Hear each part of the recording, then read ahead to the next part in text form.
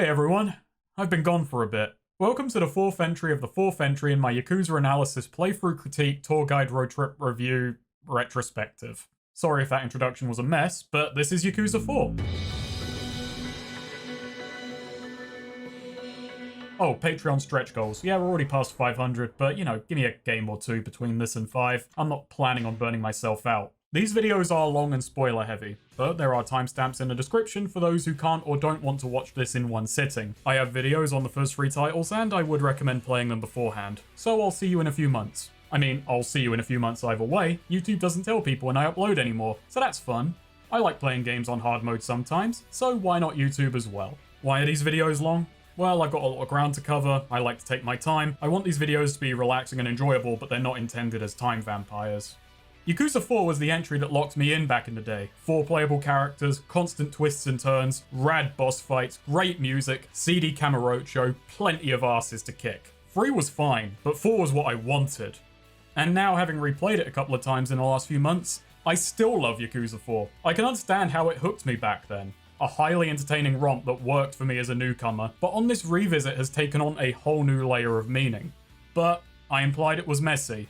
This is an entry that is all over the place. It wants to say and do too many things at once, and so rarely shines a spotlight as it really needs to. A lot of those twists can feel ill-explained and are a little contentious. When I stated way back at the start of this series that Yakuza's reputation for being overly complex is exaggerated, Yakuza 4 is a shining beacon of why it's not so easy to just dismiss that criticism. We're in for a 4-lane car crash of a conspiracy with about as many casualties. So, buckle up.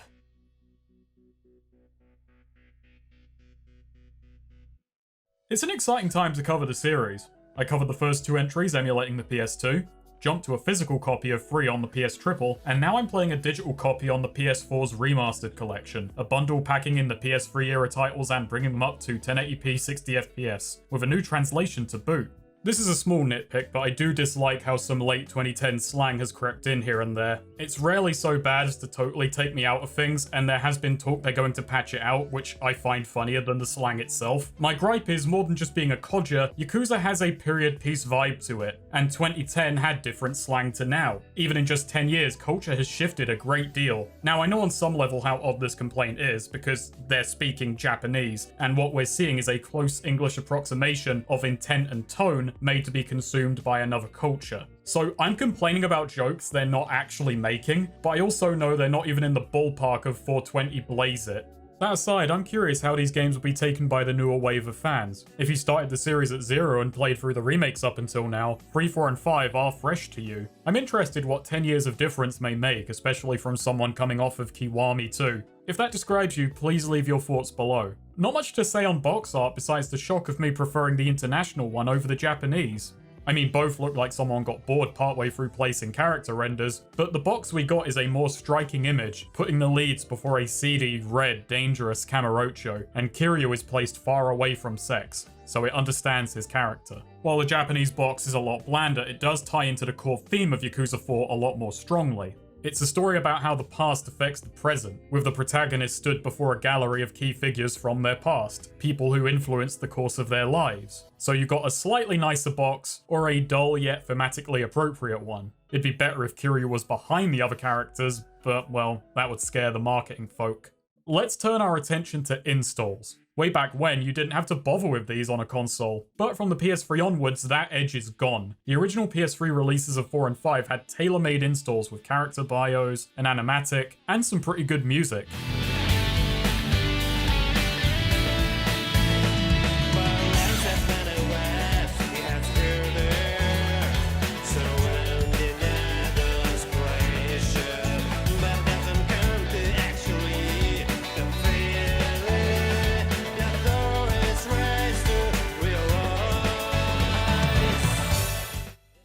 Fun fact, those lyrics are in English.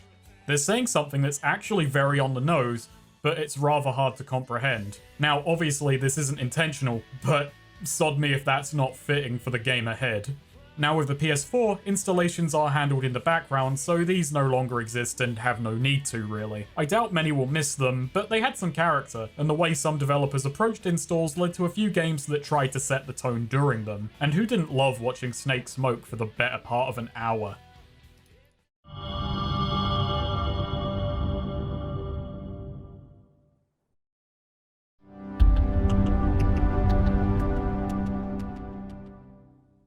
Yakuza 4 is split into 5 parts. We'll be going through mostly linearly, tackling topics that come up along the way, and I'll tie everything back together once we reach Requiem. Our story begins in March 2010.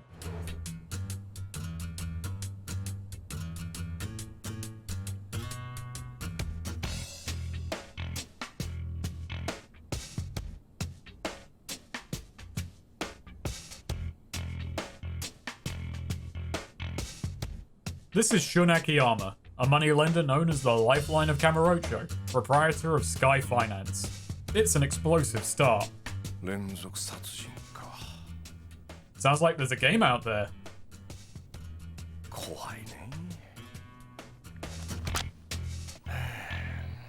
But you do you, I guess.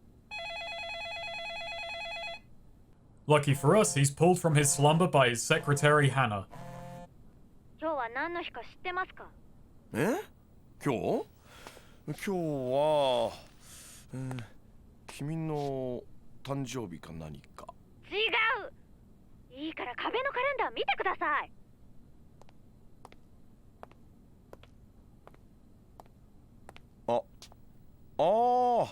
集金日。His excuse why he isn't doing his job doesn't quite hold water. っていうか、なんかさ。何なんですか？今日さ、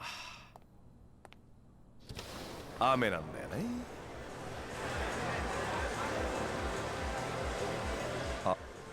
You shouldn't shun responsibilities, Akiyama. Our rounds are up in the hotel district, and we have some odd run-ins on the way over, starting with Kamaki of all people. But he's just here to tell us about memos, giving us the memo in our memo menu. Memos are an odd addition, collectible tutorials given by strangers. For new players, they're a way to inform them of gameplay systems they may not know. And since they're amusingly contextualized and give out some experience, they're not a total time waste for series veterans. What is odd is their placement. Some of the most basic stuff is furthest afield with little mechanical rhyme, if there could even be any, to where they are.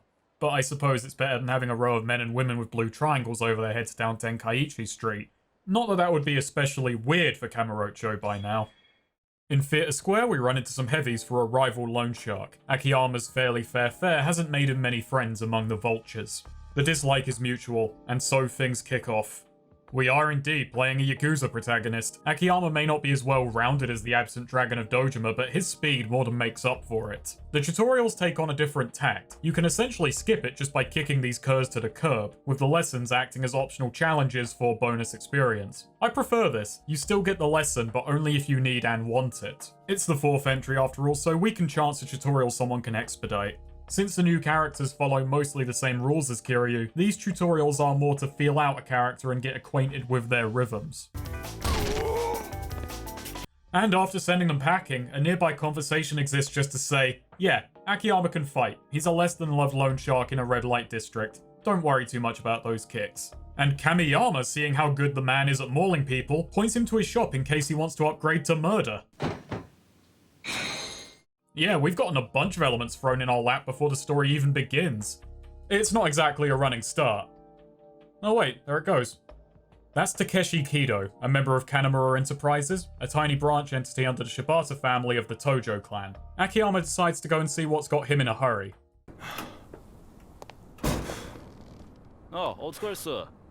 I love the baseball bat and the umbrella stand. Okay, get comfortable, because this scene is going to introduce 2 families, a new faction, 3 off-screen characters, and 1 backstory. If that sounds intimidating, don't worry, it's only the tip of the iceberg. Kido wants to find his Anarchy Arai, but he's out with Patriarch Shibata appraising Kamurocho Hills. They're all cozying up to the Majima family, wanting a slice of that pie. So Kido has to explain to his daft cohort that 2 boys from the Ueno Seiwa are making a scene in one of their clubs, while he fails to see the problem. We're the idiot in this scene as we have the Ueno Seiwa exposited to us. Hi.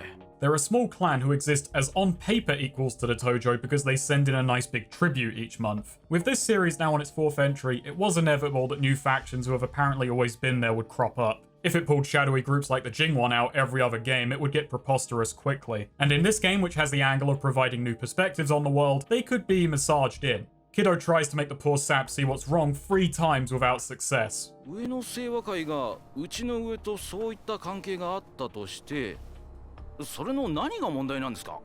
は？だって上野と登場会は親戚なんですよね。だったら登場会系のうちの店で飲んでても別にいいんじゃないですかね。バカかお前は。ここまで話わかんねえのか。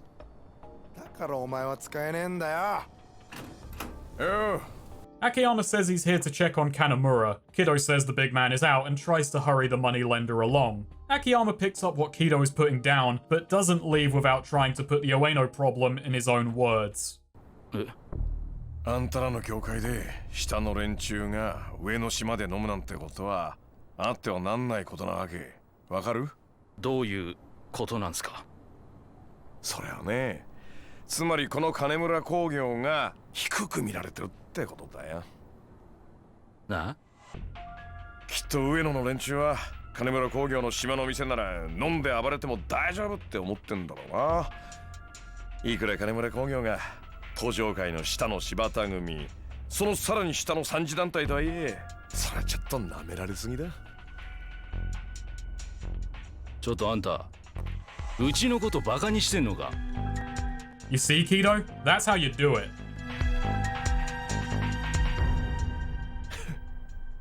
やっと本気になったか。Looking back, it's easy to see why I enjoyed Akiyama right from the off way back when. He has a much more appreciable force of personality right out of the gate than Kiryu, a people person able to read the room and toy with others. He may seem sleazy and unmotivated, but you get the feeling he's working on something well-intentioned. Kiryu is blunt and confident, Akiyama sharp and cocky, as he shows he's no mug. ああ、そうだ、木戸ちゃん。はい。金村さんに言っといてよ。自分とこの組バカにされても怒らなくなっちまったら極道は終わりだって。金借りる時に約束した条件守ってくださいねって。よっしゃ。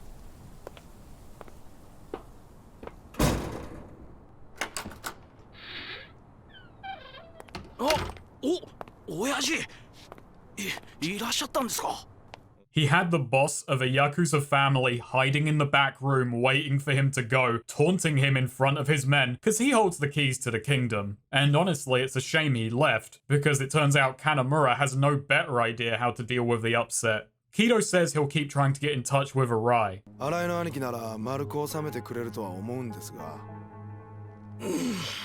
そうだな。とにかくことを荒立てたくない。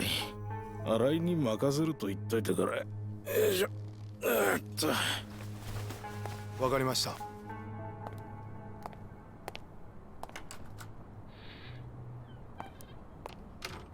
So, this scene goes on for 11 minutes, and then for several more as the dimwit asks what Akiyama's deal is. Kido reads his cliff notes as the man goes and buys a whole basket of booze to share with the bums, parking himself outside the hills. Details are fuzzy, but applicants for one of his loans need to pass a test of his divining. Should they pass, they get the money with no interest. They find this whole thing incredibly sketchy, wondering what he gets out of it. Kido does remind them he does at least check in on his clients, but, well, we know he's not exactly a stickler for making his collections. But he does spy a drop-off. Shibata and Arai have finished their inspection, and Arai gets a call about the Ueno situation, which Akiyama's naturally going to inject himself into. It's at Club Elnard we find two goons still busy terrorizing the joint. Well, no champagne, but Akiyama will give them something to whine about. ああ、こんな高い酒飲んじゃって。ボーイって感じじゃねえな。ああ、うめえ。こんないい酒浴びるように飲むなんて本当の酒飲みのすることじゃねえよな。何しかとしてんだよ。 They have no idea how to handle the man. It's great. 何もんねこ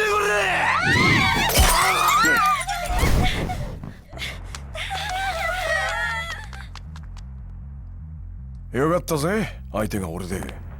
これがヤーさん相手だったら戦争もんだよ。なんだよこれ。話すと違うじゃねえか。え？ Well, Kido's here. Let's let that ominous dialogue sit. Akiyama tells him to stay out of it. 俺はこの町でスカイファイナンスって店やってる金貸しだ。この喧嘩俺が勝手にやってるだけのこと。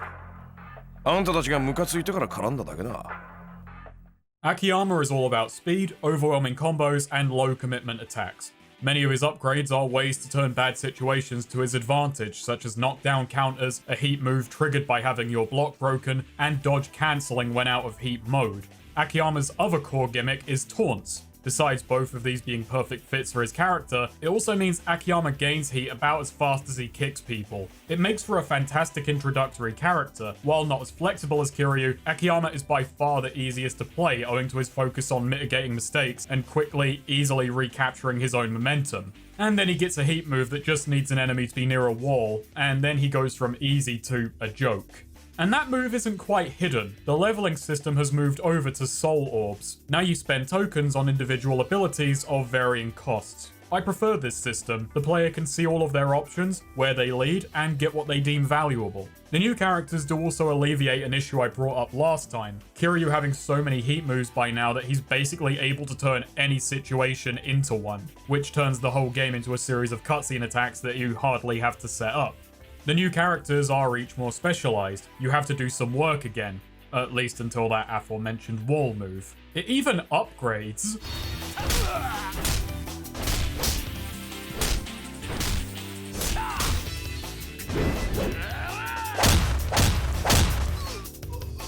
Certain moves, when used enough, unlock a second stage. For more heat, you can lay on even more hurt. I got a bit tired of watching this wall kick.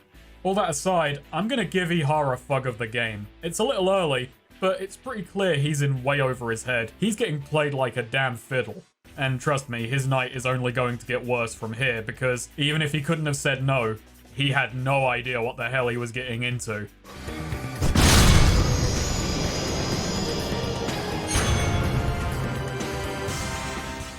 Ah, Arai arrived, as all affairs adjourn. Him and Akiyama have a chat. 勝手なことして悪かったね。こいつらちょっとムカついたもんでさ。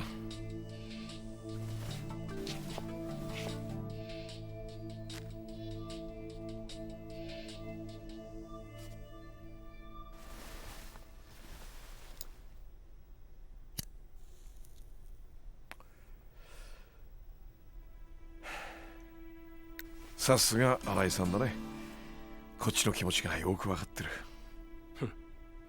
この世界に入って最初に覚えたのがこの動作でしたから、ちゃんと一発で火をつけないと兄さんたちに殴り飛ばされたもんです。そのことじゃないよ。え？なんで俺がこいつらと喧嘩したのか聞かないんだ。Arai knows Akiyama doesn't give out money unconditionally, so him being here must have something to do with his loan terms with the boss. So Akiyama spills that he's bankrolling Tanimura on condition that Arai inherit the family. あんたならいけると思ってんだよね。堂島の竜って言われたあの人の領域に。買いかぶりすぎですよ。俺と4代目ではこの世界に足を踏み入れた瞬間から。For whatever reason, Akiyama wants Arai to rise the ranks. Telling him a humble beginning doesn't mean big things are out of reach. 俺なんか空から金をもらってからあっという間にここまで来たぜ。そういえばそうでしたね。忘れてました。Ihara, meanwhile, has reached for his piece. Arai tries to calm and disarm the man. 兄貴！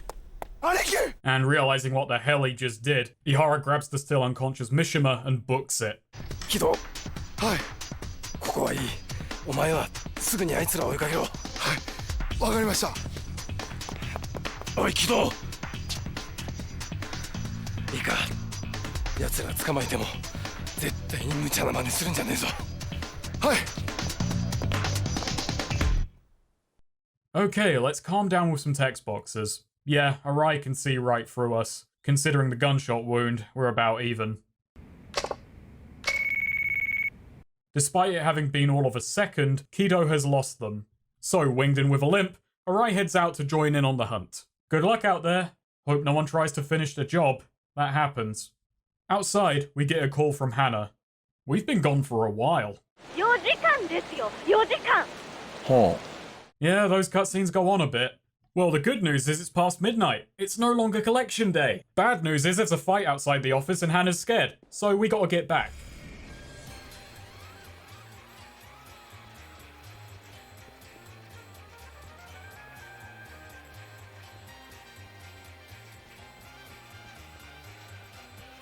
Actually, Hannah, could you hang on a bit? This track's fantastic. It's raining, Kamurocho looks gorgeous, and I'm pretty sure you can handle yourself.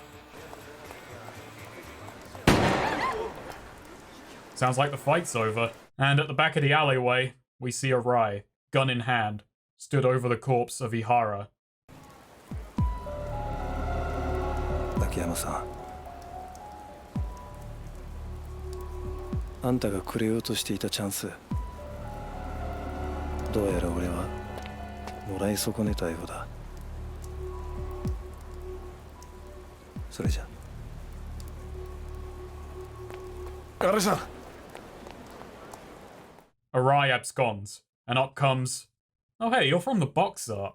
A young detective investigates the body and tells Akiyama he should probably get out of here. The advice is not heeded. 動くな！動くな！俺？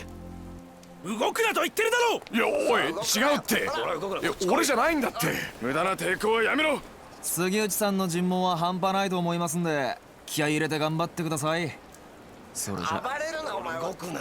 杉内っておいちょっと待てよあんた。いやだから違うんだって。さっきのとこに聞いてよ。ねえ社長、花ちゃん。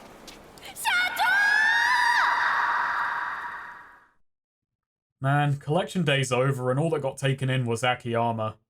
So that ends chapter 1, and I adore it. It's such a good scene setter. A ton of new factions introduced, mysteries raised, and one of them is the lead himself. Akiyama had to set himself apart from what came before, and the way they do it is by making his world a very different one. Having him read a magazine, skiving on work, being a loan shark. It's confident in being so humdrum. Kiryu's blunt reactivity is set aside for Akiyama's meddling proactivity. Besides the excess of words, it sets up who Akiyama is through his much looser posture, relaxing in a Yakuza office, drinking and shooting the shit with the homeless, having his cigarette lit by Arai. There are a lot of words, but there's still a ton communicated through body language, and that text is far from just dry exposition. Besides all of this, I just like that we're seeing much lower level politics. For now, anyway, it's going to escalate a ton. But I love seeing the lower rungs of the Tojo. It all serves to make the setting feel more complete and well-rounded. We get a look into Akiyama's past. Back in 2005, he was out on the streets.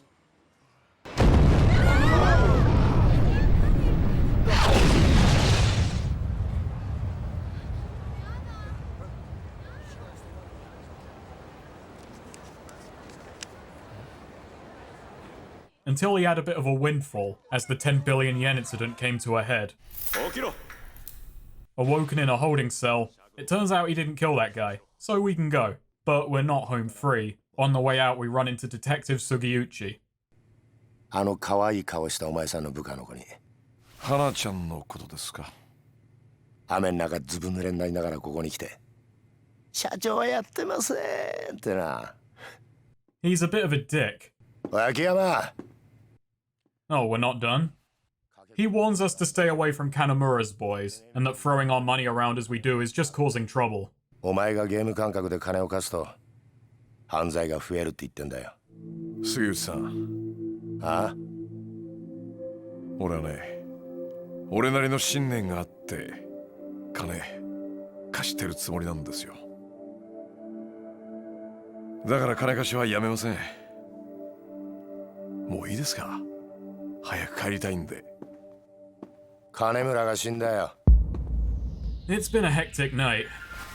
いつ？お前がぐっすり寝ている最中だ。いいか？これ以上金村工業と上野清和会の件には関わるな。てめえが金村の連中に近づいたら、こっちも徹底的にお前のこと洗ってやるぞ。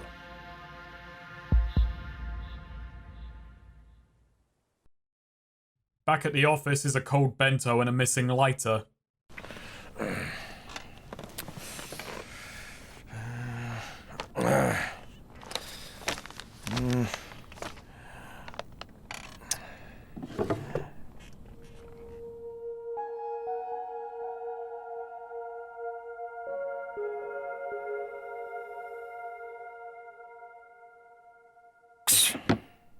Slow day, but don't worry, it can get slower, as a mysterious woman walks into Sky Finance. どうぞどうぞおかけください。はい。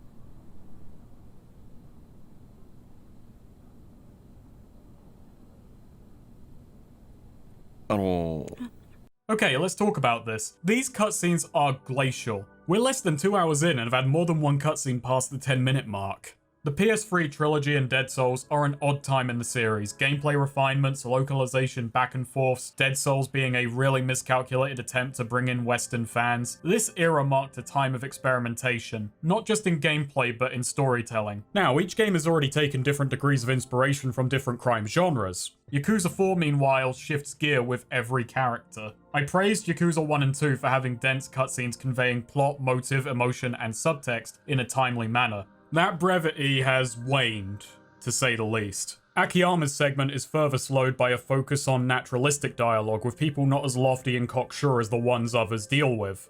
This trails off as the game continues, and trust me, I don't miss it when it's gone.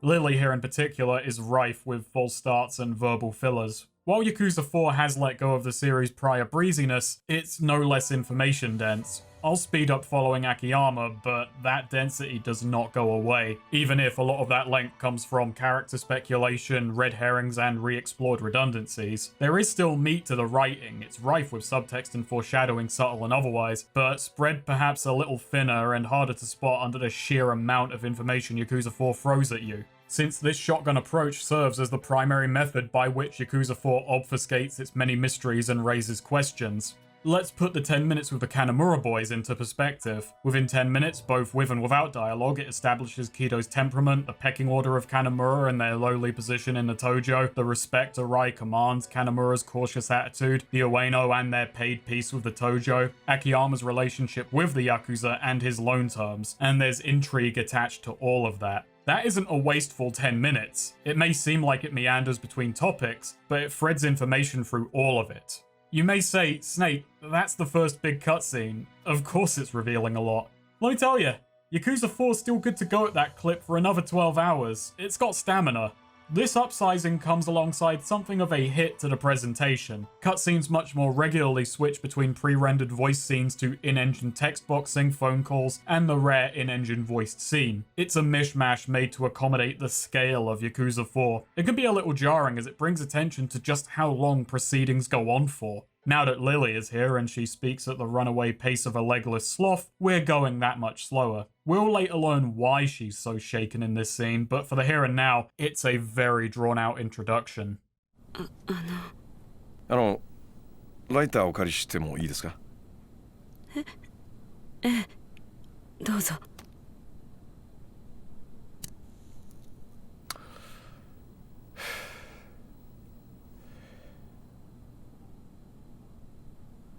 大女優。今あなたが働いてるお店のライター？あ、いやそうではないんですけど。以前そのお店にお世話になっていたことがありまして。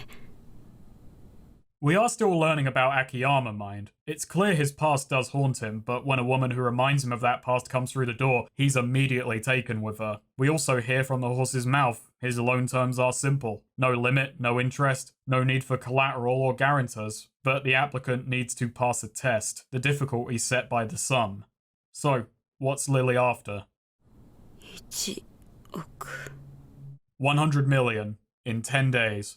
Akiyama tells her this won't be easy, and if she's on the clock, she may be wasting precious time.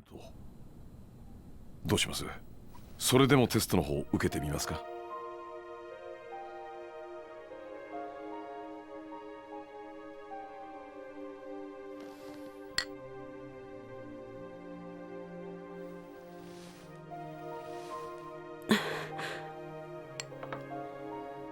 はい。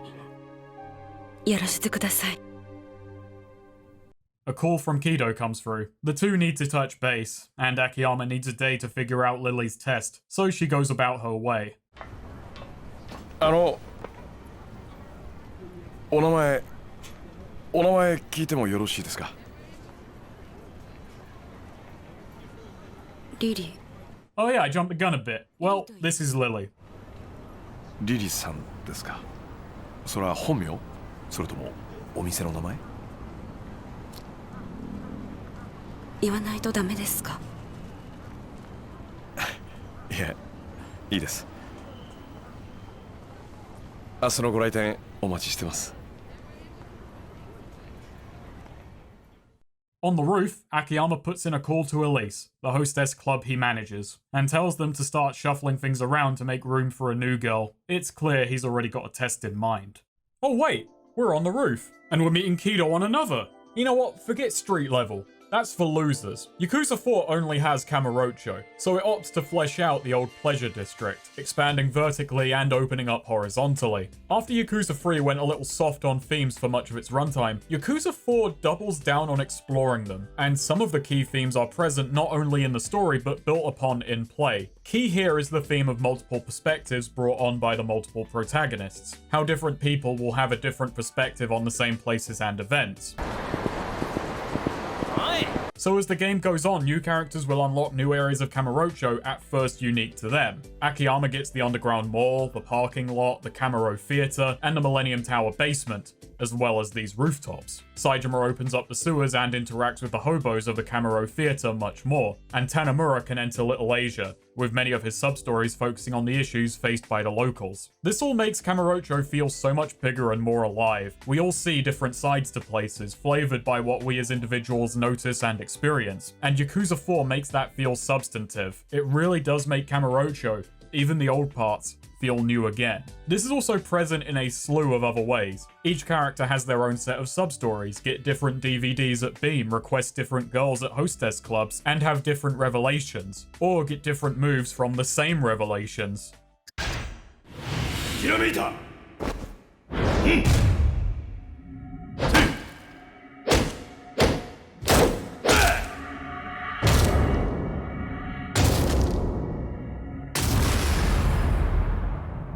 天気が来た! Huh, I suppose that would work.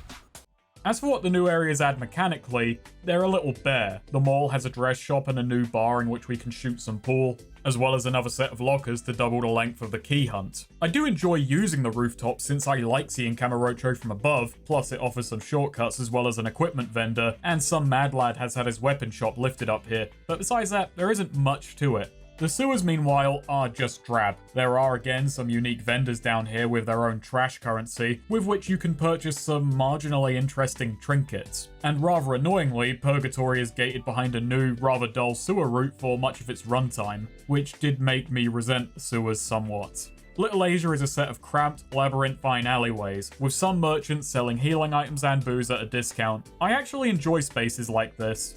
The area around which I grew up has a lot of alleyways and cut-throughs, so I quite like seeing them in games, and I found it rather homely. Which works out well considering how much of Tanimura's side content is focused on the tight-knit community built out of here and his own place within it. There is a big positive change that sort of goes hand in hand with this. Substories are now marked on the map, so I don't need to comb it at the start of each chapter or consult a guide. I just need to check each map. And well, while they may not add much mechanically, I still like these new zones, and even though I don't care for the sewers, I like that they're there. We've spent 4 games with Kamurocho. Many series are reluctant to reuse bigger locales. Yakuza recycles a ton, but by and large gets away with it. Kamurocho's slow, steady changes gives it an authenticity, and the district feels like a character in and of itself. Yakuza 4 reinvigorates it a ton with only a handful of additions, and by showing how it's distinct to everyone who sees it. It's a city of a million stories, and no one person could see them all.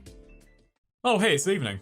Well, that makes sense, I talked for a bit. So Arai's AWOL, Kanamura's copped it, and Kido's confused, having been the one to find the body, and having heard the police suspect a woman of doing the deed, believing Kanamura was seduced before the blow was struck. Kido doesn't see his boss falling for such a trick, which leads Akiyama to explaining what a femme fatale is to the ignorant lad, giving the audience all of the 2 seconds they need to put together that Lily did it. Look, we may be early into this plot, but there are only 2 women in it. Hannah would likely be at the station at the time, I don't take her for a seductress, and how with Collection went yesterday, she's got more motive to bump off Akiyama than their client. This isn't a flaw, by the way. If you know who did it but not why, you still have a mystery. If the facts of a matter are easy to glean, it's often because the what isn't the truly important part. This little lecture on archetypes is interrupted by some cliches. Shibata family goons looking to haul us in. Nice, the Tojo's already cannibalizing itself. Akiyama sends Kido on ahead while he cleans up here. おっとあんたらの相手は俺だてめえ遊びじゃねえんだぞ指の一本や二本じゃ済まなくなるぜなんだ本職の脅しってのもその程度のもんか Ah, come on. They're just old-fashioned. You guys are looking for Arai, right? Have you looked down there?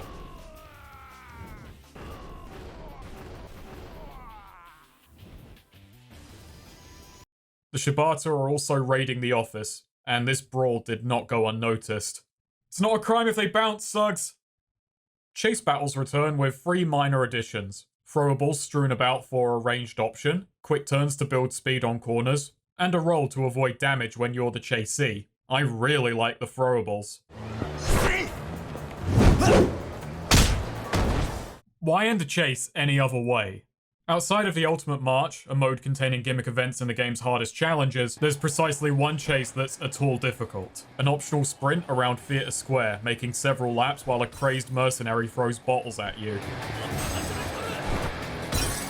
It's the only time in the game you have to use sound cues to make your dodges. You have to do this with an absolute minimum of error, making turns and ducking glass perfectly. It's the only event to make use of each new gimmick. You are rarely on the receiving end of thrown glass.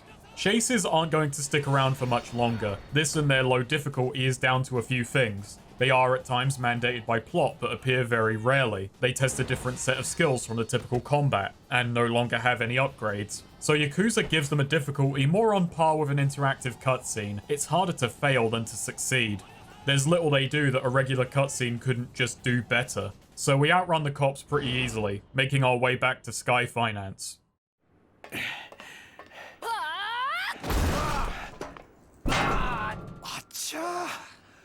間に合わなかったか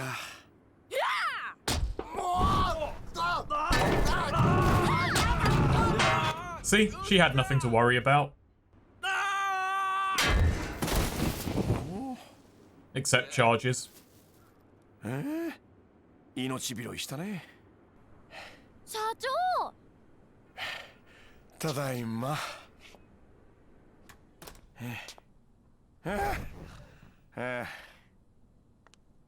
はいお水サンキュー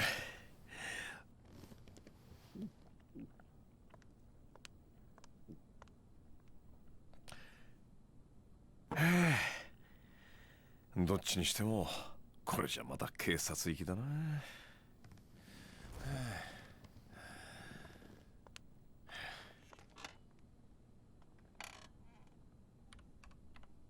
And so Kido sits between two utter beasts, terrified. Tojo Kai, world champion fuck-ups 5 years running. So Suggs knew where we worked. And luckily it turns out we didn't kill those guys, so we can go.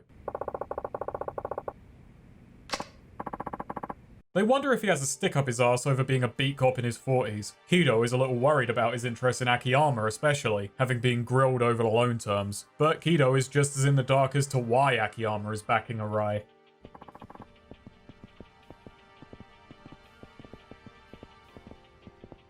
Oh hey, how the hell were you in there?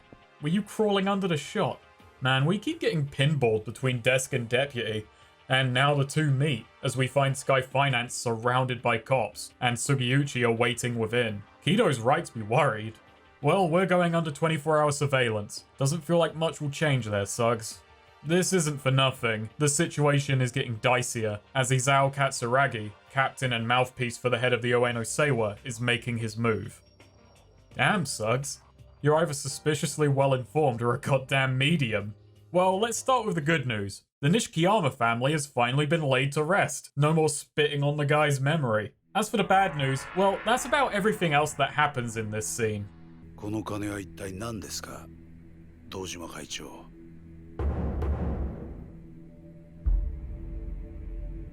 Daigo attempts to smooth over the shooting of Ihara with digits big and small, as Shibata presents his lopped off finger. Hey, it turns out their boss is the old-fashioned type. But this isn't what Katsuragi's after. He plays everyone for fools, leveraging his weaker position to throw everyone in the Tojo off guard.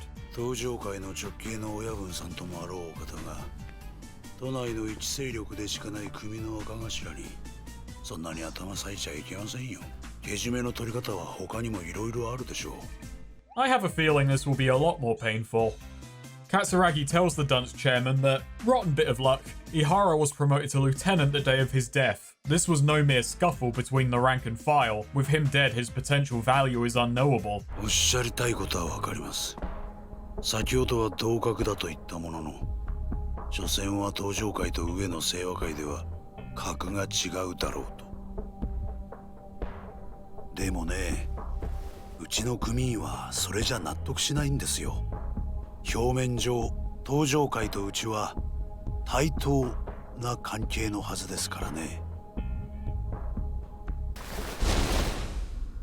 桂木さん、どうすれば納得してもらえるんですか? Few people do a better job from a coma, Daigo. You're an exception. The dumbass of Dojima is presented with 3 options. Turn in Arai, or turn in someone equal to Ihara's rank. Like, say, Majima? Oh, but that would be barbaric, so option 3, his holdings. Namely, Kamurocho Hills. Daigo is stumped. With the ever-present financial troubles, he cannot surrender the hills. And he is not daft enough to turn on Majima.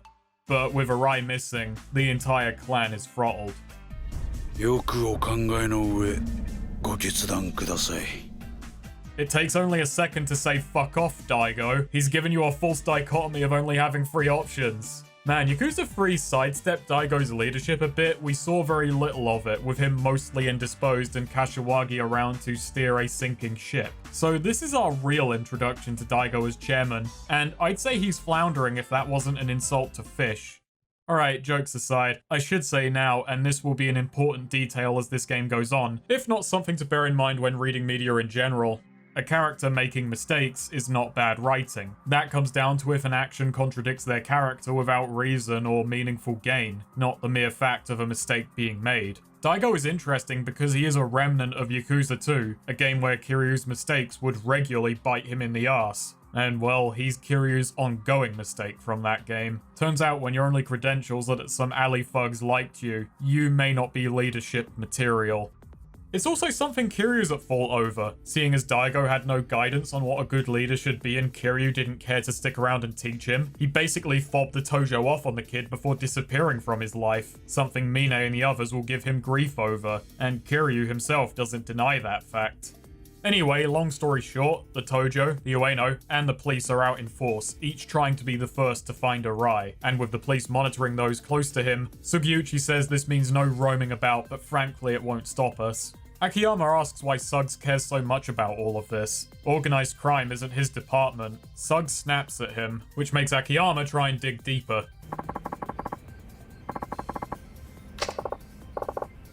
Still, the whole thing gives Suggs some pause.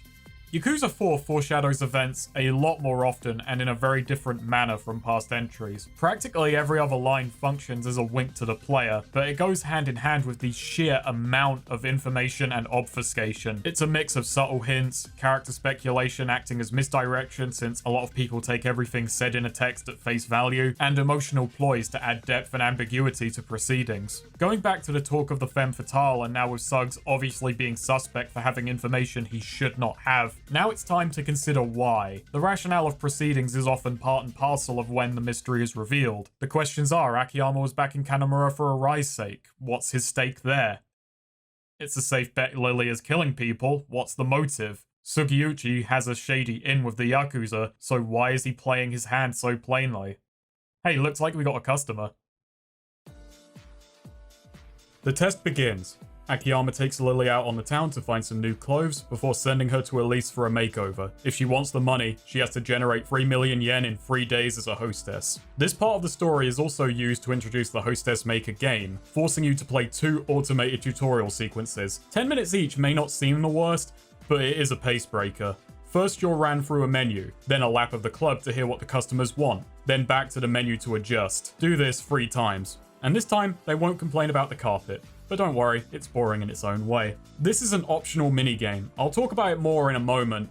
To spoil my opinion, I have no intention of ever touching it again.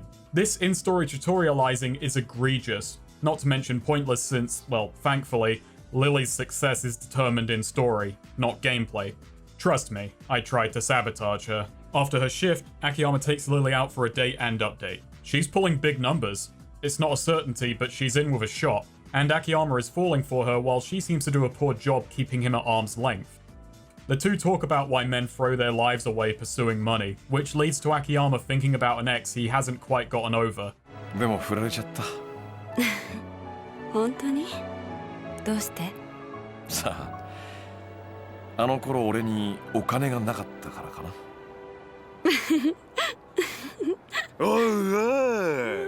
And the Shibata are here to ruin the mood. After the shit kicking, the two decide to call it for the night. The next morning, Akiyama and Kido powwow. Kido wants to track down Arai, and as far as we're aware, it's not to stitch him up. All Akiyama can do to help at this point is give Kido money to work with. But Kido refuses to take it unless he hears why Akiyama is putting so much stock in his superior. And he finally gets his answer.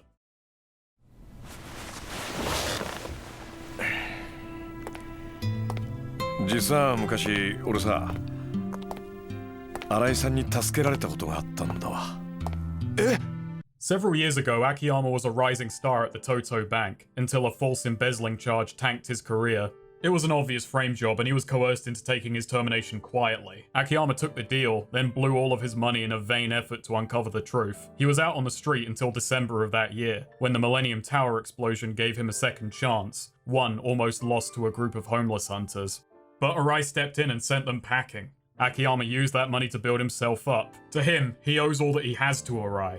So now Akiyama puts all of his chips on him, betting he'll make it to the top. Kamurocho ってのは弱いやつから強いやつまでいろんな連中が集まってくる。いわば一つの群れみてえな場所だ。だが集まってくるやつらには一つだけ共通してることがある。何ですか？夢だよ。 Get used to that word. Not for this video, but just get used to Yume. Akiyama sees Arai as a man who can give others hope, someone who helps others achieve their dreams. カムロ町って町は今までずっとそのボス猿を極道に求めてきた。だが桐生一馬というカリスマが去った今、ボス猿となれる人間はいない。Kido, reinvigorated, vows to find Arai. Oh hey Hannah. Well, we're only 3 days late to run collections, so let's get going. But first, let's have one of those 2 tutorials I mentioned. What do men love? Trivia. Men love trivia. Get ready for 3 rounds of trivia drills. And green lipstick. That done, we're making rounds in the Champion District, and Akiyama spies Drama Queen, the bar where Lily claimed to work. The place turns out to be an Okama bar, a joint for cross-dressers, and in the back we find the owner long dead. A Shibata family man, and there's a missing lighter. Lily must have needed proof of the deed, or just a souvenir.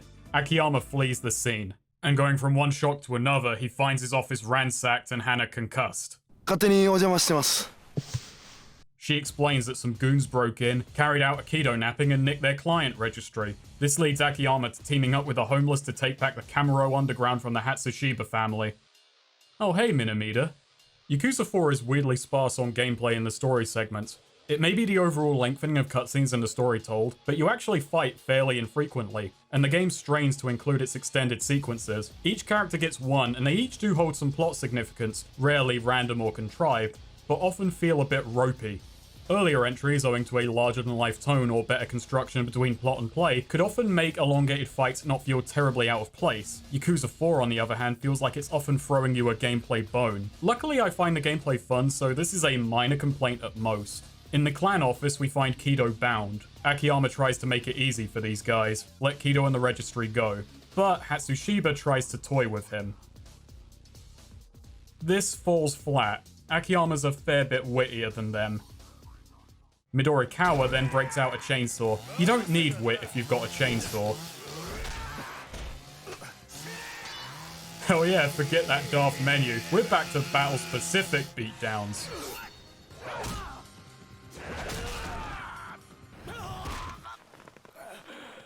さてと、会長さん。待て。わかった。顧客名は返す。あれ？それはもらったものじゃなかったでしたっけ? So Shibata is also after Lily. They figured the registry would lead to her. She may well be tied up in the current mess. We see Kido off and check in with Lily. With her last shift over, she more than made up the 3 million. And so Akiyama meets her up on the roof of the Millennium Tower to hand over the money. And he's willing to waive repayment if she can answer one simple question. 殺して回ってるの? 君、本当は何者なの? 柴田組とはどういう関係なのかな?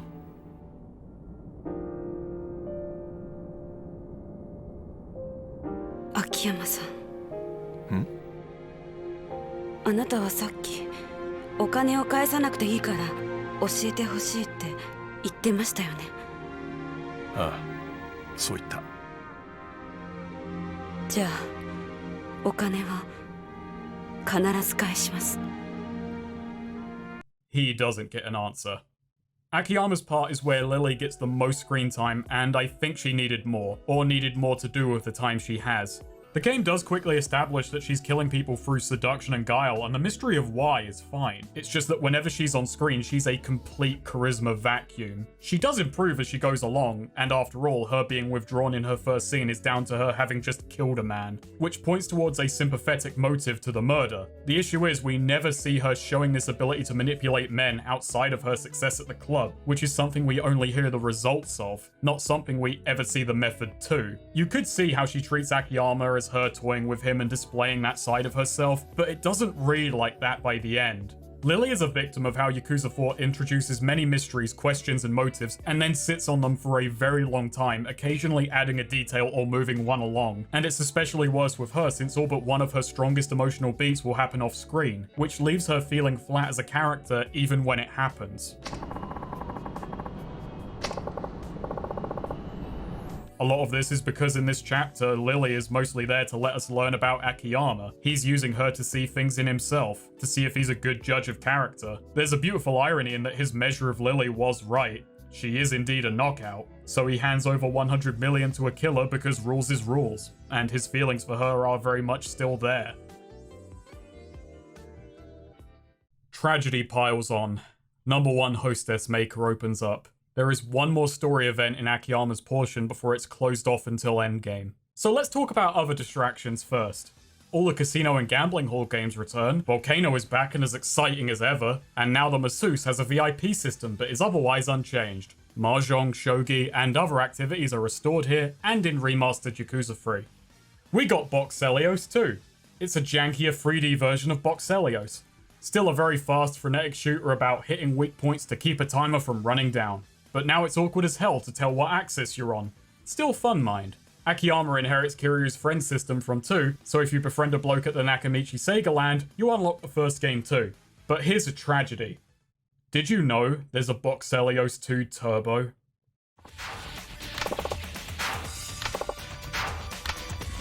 It's stuck in Dead Souls. This version ups the ship speed and gives you a charged laser. It's a mild improvement at best. It doesn't fix my control issues, but the increased speed does help smooth them over. I'm unsure how much freedom the remasters had to change things and if it's even doable, but considering it's unlikely we'll ever see a port of Dead Souls, I wish Turbo could have been saved from the quarantine zone. There's now a hot springs. You can refill your heat and play some table tennis. The entire gimmick is built around a joke, but an admittedly clever one from a gameplay perspective. You have to time hits around when the ball flashes. To build heat for power smashes, but honestly at the end of the day it's basically an excuse to fire at their tits. And let's return to Karaoke. The new localization brings English lyrics to these. They are by and large more focused on trying to make a singable English version and accuracy, which is fine. I'm gonna shout out the channel Damaki. They've translated a good number of tracks from each entry, including a few from Ishin, and the lyrics and stories the songs tell can be rather interesting. Case in point, two of my favorite tracks debut here. Pure Love in Kamurocho is a bittersweet duet between a hostess and her client. They've fallen for each other, but neither is sure whether the other reciprocates this feeling or if it's just business. There's fun in the steady, uncertain shedding of ambiguity to the lyrics that the in-game translation tones down a lot, which stymies the story of the song greatly. Now, translation will always have ambiguity and should be more focused on conveying intent than pure mechanical meaning. Dameki goes into how some words and the concepts they contain just do not function in English, but I think what's in the game just makes the song far too straightforward. Machine Gun Kiss, meanwhile, is a wonderfully energetic rock song with cheesy and overblown lyrics. While it may be simpler, a frenetic love ballad, both of these songs are applicable to the larger story of Yakuza 4, which makes them that bit more interesting. Both Pure Love in Kamurocho and Machine Gun Kiss have clear parallels to Lily and her situation. The series gets a lot more blatant as it goes along, with karaoke tracks basically describing the emotional narrative of each entry, but they are fun even divorced from this, and just a real highlight of the series.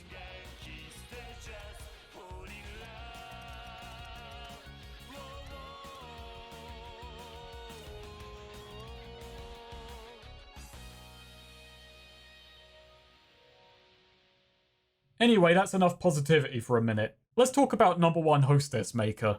It's Hostess Club Marietta, albeit a little gutted. It culls all the infrastructure concerns. It's purely about making your hostesses suit the clientele. The goal is to get 3 hostesses one by one to make it to the number 1 spot. If Marietta is like revving an engine, Hostess Maker is like being a pit crew. It's more energetic and there's more to do, but the repetition is far worse. The upside is that there's no waiting time. You can instantly re-enter release after each go around to make further progress. The downside is that it's as trial and error as it gets. Now you have to jigger and rejigger hostesses to fit 1 or 2 of 4 wants. While hair, clothes and accessories aren't the biggest guesswork, the makeup section is. The challenge, if you can call it that, is that you can't see what stats are affected by your makeover until you lock a hostess in to be sent out. So it takes an age of guesswork to find a look with decent stats. So I'll admit, I used a guide, made 3 outfits, saved them, and then just pulled them out after each lap. You have to manage upgrading stats while minimizing stress between that. These are a dice roll, so even if you play as optimally as possible, it's based on luck. This is a game of pure guesswork, and if you use a guide as I did to bypass it, it's just an exercise in purely arbitrary tedium. This diversion steals 3 to 4 hours of life from you, the player, which, culling all side content, is the same length as Akiyama's story. I do like that you give each girl their name as a hostess. I got gradually less, well, invested in naming them, and once you've gotten them to number 1, you set their in-work uniform. There is a large variety of options in the dress-up. Not my cup of tea, mind. Yakuza still hasn't cracked the club management code. Hana is not happy when she hears that Akiyama handed over the money, not helped by Akiyama doubting they'll ever see it returned, which makes Hana run off. Across town, the argument continues. Hana can't understand him handing that amount of money to someone who is essentially a stranger. Akiyama stands behind his test as ample reason. Hana accuses him of only doing this because Lily reminded him of Eri, his ex.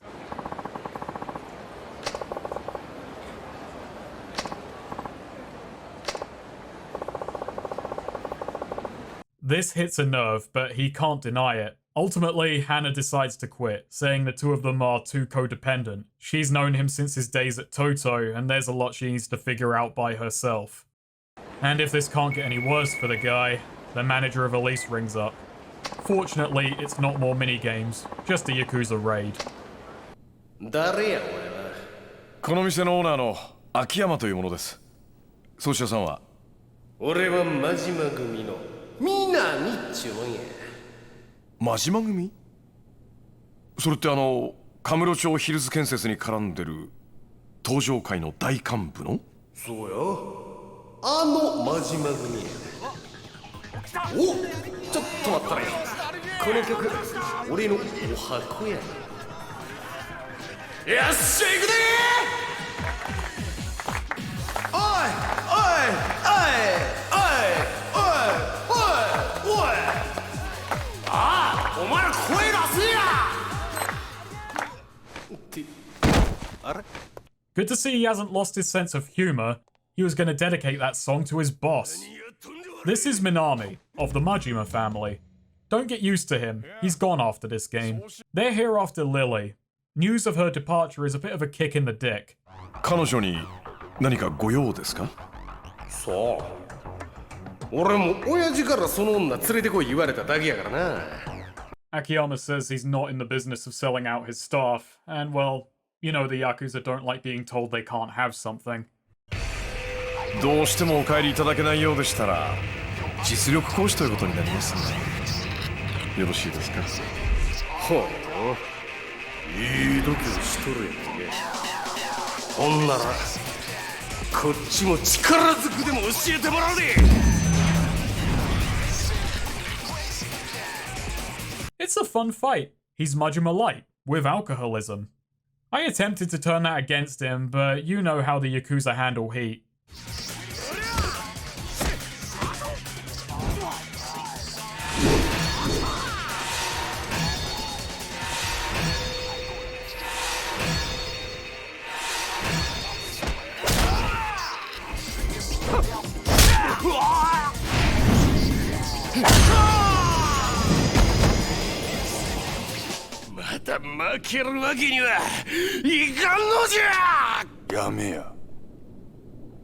The fight ends with Majima calling Minami off.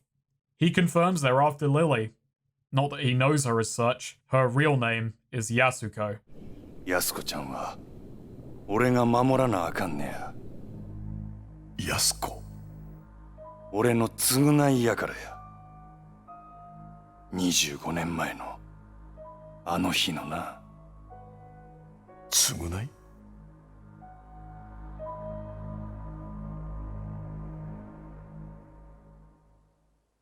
And that closes part 1, and it's a strong starter. We're back to playing Yakuza politics, and we're in deeper than ever. Hits the spot after Fray's international odyssey. I love Akiyama's bystander perspective and the relative small scale. And despite not giving Lily enough to do, I think it manages to show off its style of storytelling and how it layers mysteries, while still delivering drama alongside it. Yakuza 4 gets a little emotionally stunted down the line while the mystery keeps layering, and eventually too many layers will make anything topple.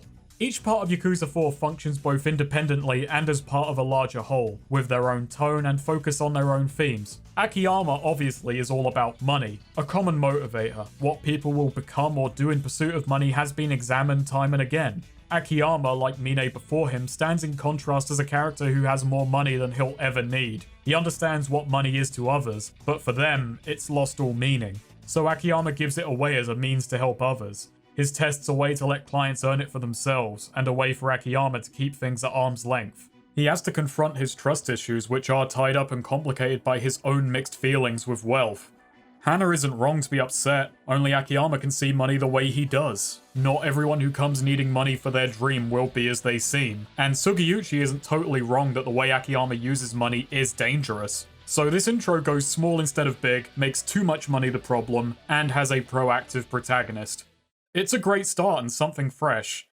But well, there's something familiar about all of this, isn't there?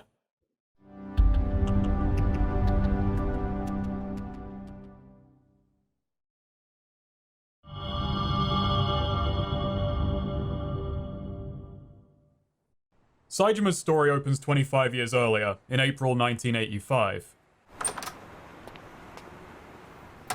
Oh, 兄弟。おう。あ、真島さん、いらっしゃい。お邪魔すんで。The two send Yasuko out to get some beers, and Majima pulls out a bag. Tomorrow, the two Oath brothers will carry out a hit on Yoshiharu Ueno. The Seiwa clan chairman was just released from jail, and his men are throwing a little celebration in a noodle joint. Majima offers Saejima an out. He's got Yasuko to care for, but for Taiga, there's no backing down. 俺もお前と同じや。些細な親父のためやったら何でもやる。それに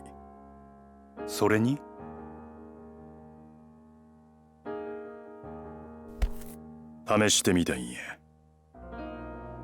冴島大河っちゅう男がこの登場界でどこまで登れるのかをな。The next day, Majima is a no-show. Saejima is about to call the whole thing off, but when Ueno rolls into view, he decides he'll go it alone.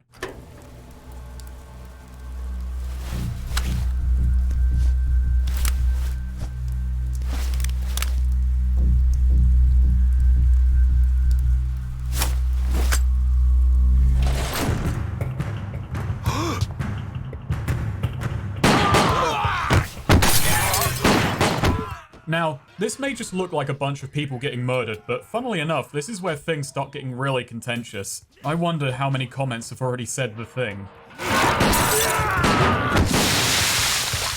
Saejima pummels his way through the restaurant. Odd thing to say in an action game, but I enjoy a straight-up fight cutscene from time to time. A familiar face makes a rather poor attempt to save his boss, ultimately diving in front of the chairman to shield him. 守らなきゃならないんだ。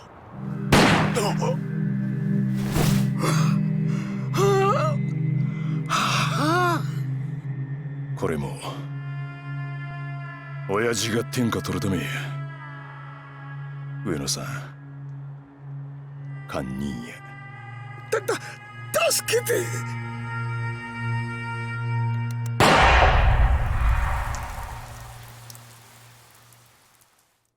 Following his arrest, Saejima keeps his mouth shut, and with no way to tie him to anyone in the clan pulling the strings, he gets the death penalty. We rejoin him in March 2010, as he's transferred to Okinawa Penitentiary No. 2, with his execution only days away.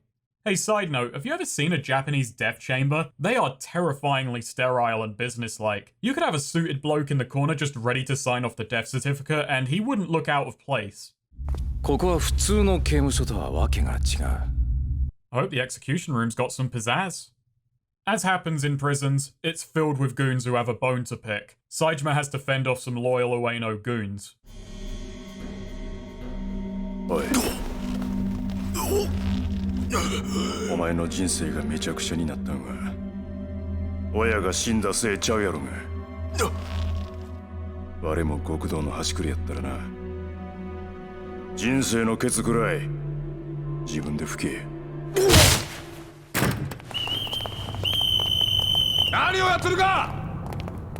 And this gets us a beating from Saito, a man who likes his job perhaps a little too much. The warden comes in complaining that he simply can't write off everyone he beats to death as illness. They have fun here. We haven't been rescued for nothing. Our mess hall melees past and present have caught the eye of Go Hamazaki. We were saved by the bell end. He explains this is a private institution that's off the books. A place Yakuza are sent to be bled dry in one sense or another, away from prying eyes. But Hamazaki is plotting a breakout and he needs muscle. Saejima is unmoved until he's told the Ueno Seiwa is not only still functional, but now friendly with the Tojo. 俺がシャバのこと何も知らん思てでたらめ言うとるんだちゃうんかい嘘じゃねえそれに上野は今じゃ登場界の親戚だ All his hit did was make his family, the Sasai, take the fall. 親父のあの25年前の事件の直後笹井のおじきは事件の責任を取って急遽引退してしまったそして昇格したのは他でもないあの柴田組だ柴田組 Not just that, but Majima's absence was part of the plan. Now Saejima, with a need to know the truth of what happened and find his family, agrees to help Hamazaki. We do a fetch quest in the yard, and thanks to Kamiyama, we fashioned a grappling hook. The rest of the plan is simplicity itself. Hamazaki, with keys to the cells and a guard uniform, will use a distraction to slip away to the warden's office, then to the yard, and then they'll use that hook to scale the wall and dive into the sea. The distraction is Saejima beating the shit out of every guard in the prison. The new upgrade system has a level cap of 20. I left prison at level 7. Prisons have a lot of guards. It fluctuates by entry, but Yakuza tends to hitch its difficulty more to events in the story than to a standard gameplay escalation, and this can lead to some odd spikes. Yakuza 4 will have one of the most contrived fights to ever be, but often struggles to invent a reason for a difficult battle to happen, hence that lack of gameplay in the plot. Most of the gameplay exists in side content. Yakuza 4 could have benefited from threading more combat into its narrative like earlier titles, since this prison is the other side of that coin. You have a scant handful of encounters against absolute pushovers to feel out Saejima's very different, less forgiving rhythm of play before you need to pit those meager skills against the toughest extended battle sequence in the game. Comprised of many group battles, 3 boss fights against the steadily angrier Saito, and a rooftop scramble evading sniper fire. Breaking out of prison isn't easy. Putting it at the start of your character's arc and staying true to that fact, well, that's ballsy. Saejima is a character that can be as effective as Akiyama, but is harder to be good with. He is a slow character with a meager combo, but through charge attacks and a far stronger grapple, he puts out extremely damaging hits. He requires more careful positioning and timing to avoid damage. He can tank some blows to get off attacks, but at low levels before he has much in the way of health, you will not want to lean on this. With his small heat bar but high damage normal moves, Saejima is about the slow builds to big payoffs. Saito and the sniper are rather cruel considering how early Saejima faces them, and no other character really gets a lesson in this same way. Both of these elements punish wasteful movements which are far easier to make with Saejima than anyone else. It drives home that yes, you've got to be a lot more careful with Saejima. It drives it home with a goddamn bullet. The training wheels don't come off, they're shot clean from the bike. And just don't even try to use a sword as Saejima. I get it, he's a big guy who fights through brute force and forgoes finesse, but what fucking aeroplane are you waving in, big man? While I still like him and appreciate the change in tactics he necessitates, Saejima is my least favourite to play, owing to the lowest move variety and my preference for speedier characters. He still has some fun stuff, that can't be denied.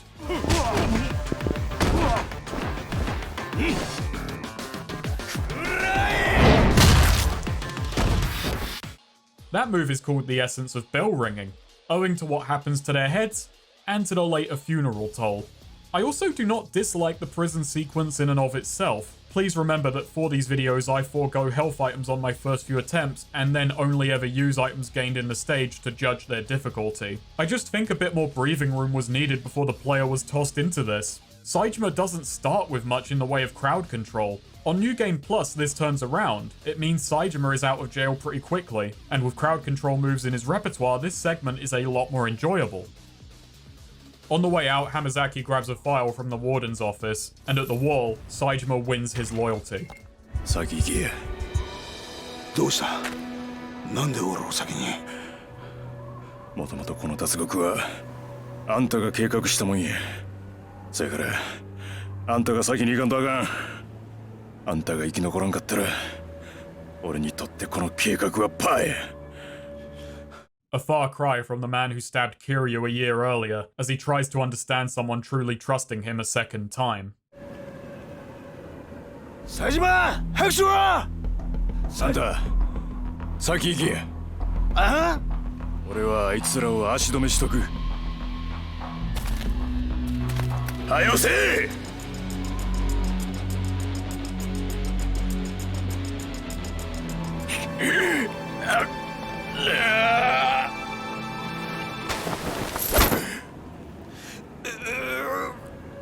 ！And up on the wall, Hamazaki begs him to go first as the man who needs his freedom more. Besides, he has what he needs to stay afloat. ほなな、兄弟。兄弟？ああ。形はどうあれ、俺とあんたは同じ罪を犯した仲間。兄弟や。Saejima. Okay, Hamazaki, you're alright now. You're winning it, you're doing it. It's just a shame that you start violently signing your own death warrant. 日本の頂点だって夢じゃねえ。な、どうだ？いい話だろ。浜崎。だからお前はここから。浜崎。この野郎。浜崎。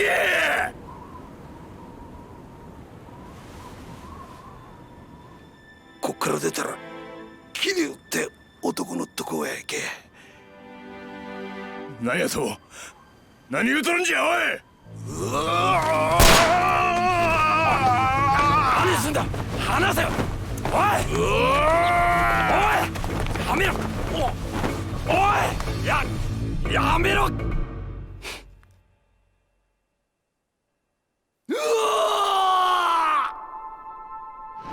浜崎、浜崎。くそ。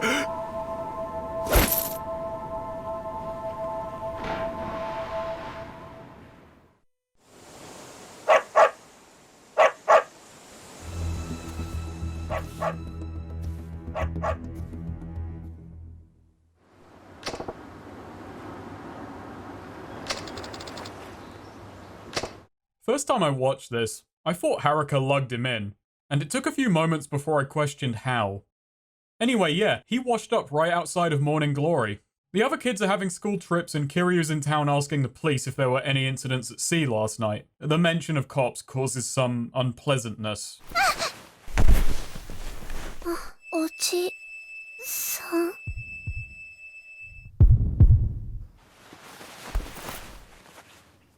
どうしたんだ、はるか。The tiger and the dragon have a chat. Suzuki, well, he can hardly believe his luck, landing right on Kiryu's doorstep. But, well, he can't exactly admit to being a fugitive, so he cobbles together a rather flimsy lie that he was on a boat that capsized. But a shipmate beforehand had told him to find Kiryu if things had gone wrong. He needs money to get to Tokyo. Kiryu's already seen through it. And it's because he knows what happened with Haruka. Yeah, what's really amazing is that Suzuki is still bloody standing, even if the lie is not. He advises Suzuki to turn himself in, even says he'll help him do so. No dice, however. Suzuki needs the truth, and to get back at the people who wronged him. Kiryu says he won't help someone go down a path of vengeance. It's a road he's seen others go down before, with nothing good coming of it. あんたがどうしても復讐をするっていうなら、その訳を教えてくれ。教えられへん、言うたら。俺はあんたをここで止める。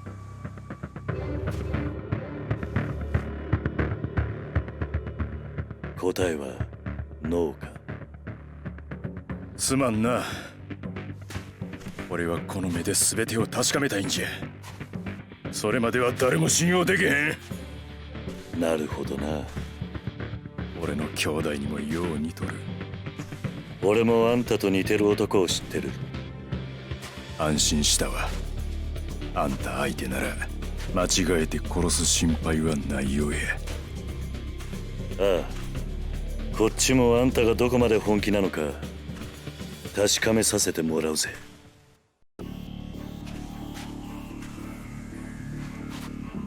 行くで。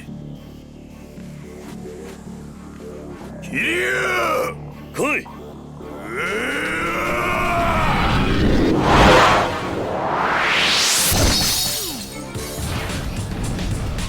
Suzuki's second boss, Kazuma fucking Kiryu. God, I love Yakuza 4. It can still bring the heat.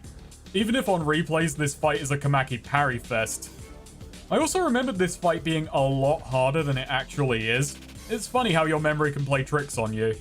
Seeing Kiryu from new sets of eyes is one of the most fascinating aspects of Yakuza 4. While we're playing as other characters, he feels larger than life, but still quite recognizable. Akiyama's part speaks of him as a legendary figure, someone whose absence is deeply felt in Kamurocho. This could have easily been tacky and distracting, but I feel Yakuza 4 hits a sweet spot with it. Owing to the story only mentioning him sporadically, it winds up making the world feel bigger because it's not just clamoring for him, it's trying to move on. Now that we're here, it dials up Kiryu's wisdom a bit, but seeing as we only see him sporadically for now, this'll work. Please bear in mind he's a player character later on. All that aside, it isn't too precious with him. Now in this part he comes off as, well, sagely and mature, but not overbearing. And then you have a fight with him and, well, you don't win. But neither does Kiryu. やるやないかい。あんたもな、すごすぎるくらいだぜ。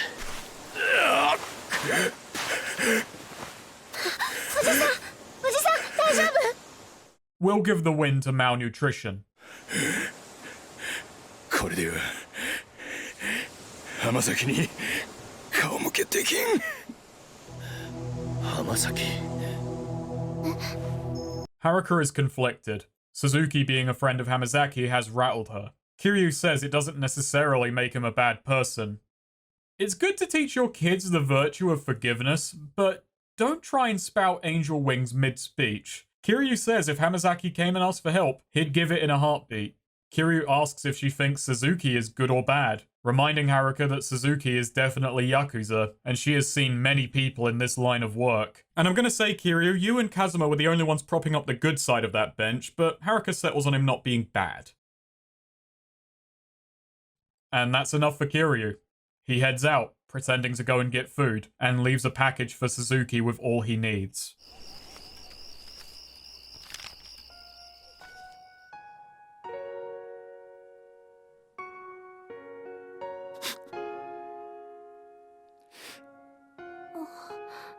What happened, Suzuki-san? 大丈夫? ああ、大丈夫や。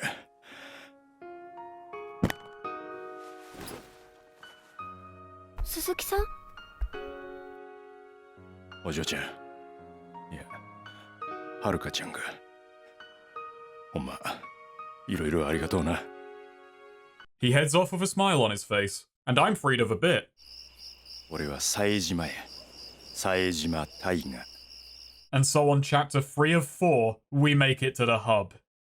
Back in Kamurocho after many years, first port of call is finding out what happened to the Sasai family. Saejima's variation of Kamurocho is the worst of the lot, but not without merit. The police are out in force for Arai and him both, so we have to evade the boys in blue. It makes navigation, especially where side content is concerned, an absolute pain in the ass. The cops mostly act as arbitrary blocks, forcing you to take the long way around. They don't add much to the challenge, just put more distance between actual events.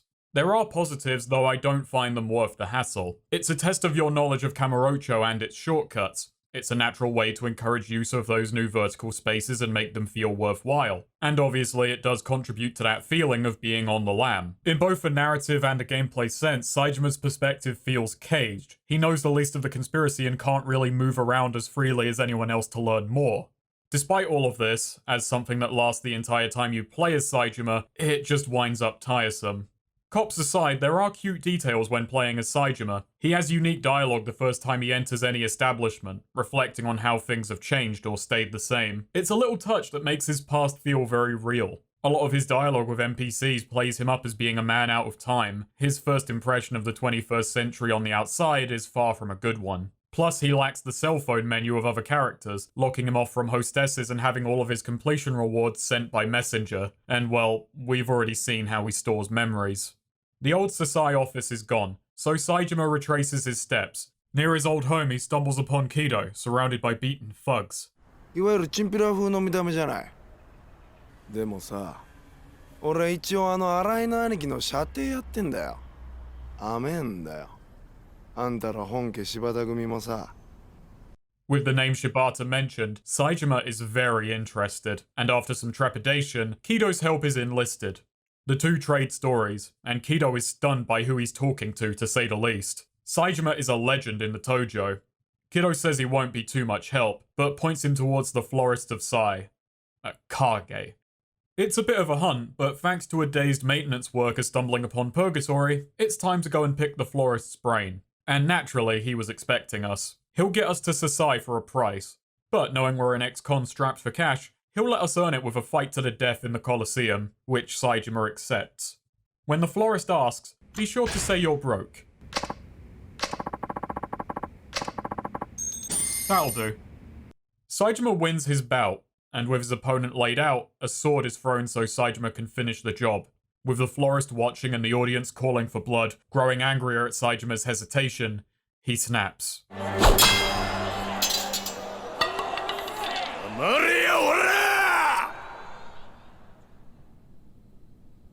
Eka, 教えといたるわ。人を殺すっちゅうはな。人を殺すっちゅうはな。ごっつ怖いもんなんじゃ。25年前のあの日から、俺は毎日必ず夢を見る。18人殺した日の夢や。殴った奴の方の感触。骨が砕ける瞬間の音。悲鳴。死んでいった奴の顔。全部が事細かに夢に出る。 I really like Saejima, and this scene is where I'm really sold on him. Akiyama was fun, but I'm happy to be back with a guy who can bring this shouty Yakuza melodrama. It feels like a return to form, dark storylines but with idealistic arcs. As with Hamazaki, in their arc, Hamazaki tells Saejima of the web of people who betrayed him, yet as they break out, Saejima readily puts trust in him, and for the distrustful Hamazaki, who stabbed Kiryu in a fit of rage a year earlier for a similar gesture, this cut deep. And then in his run-in with Kazuma, Saejima is more than just a buffer Kiryu, but he does feel like the dragon with his wings clipped. What Kiryu could have become had an impossible task come his way. He believes that with all he's done, he'd do anything to get the truth, but when push comes to shove, he can't bring himself to make the same mistake. In Substories, he'll use his body count as an argument to shut down bad situations, but is clearly not proud of it. He's a very blunt, impatient, direct person, not very flowery about the Yakuza, but still loyal to an absolute fault. He's perhaps the simplest of the lot, but there's nothing wrong with simple done well. Outside the arena, Hanaya catches up with Saejima and explains that the deathmatch was a test of character, one which he passed. Yeah, based on what we the audience know of the florist, he's not a total bastard, just a really bad dad. Sasai disappeared in 85 after taking the fall for the hit. Several months later, he was dropped off in purgatory by none other than Majima. He wasn't in a good way. Months on the streets had taken a toll on him. Saejima is warned. The man he's going to meet is not the one he remembers. Oyaji. Oyaji. Sasai no Oyaji. Oyaji. Saejima desu. 今帰ってきました。無駄だ。もうこの男に自立した意識はない。いくら話しかけても反応することはない。親父、俺です。帰ってきたんです。親父。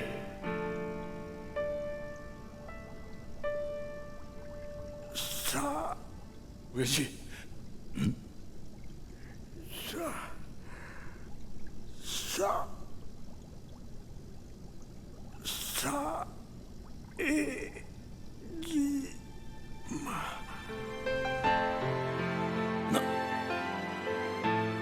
親父。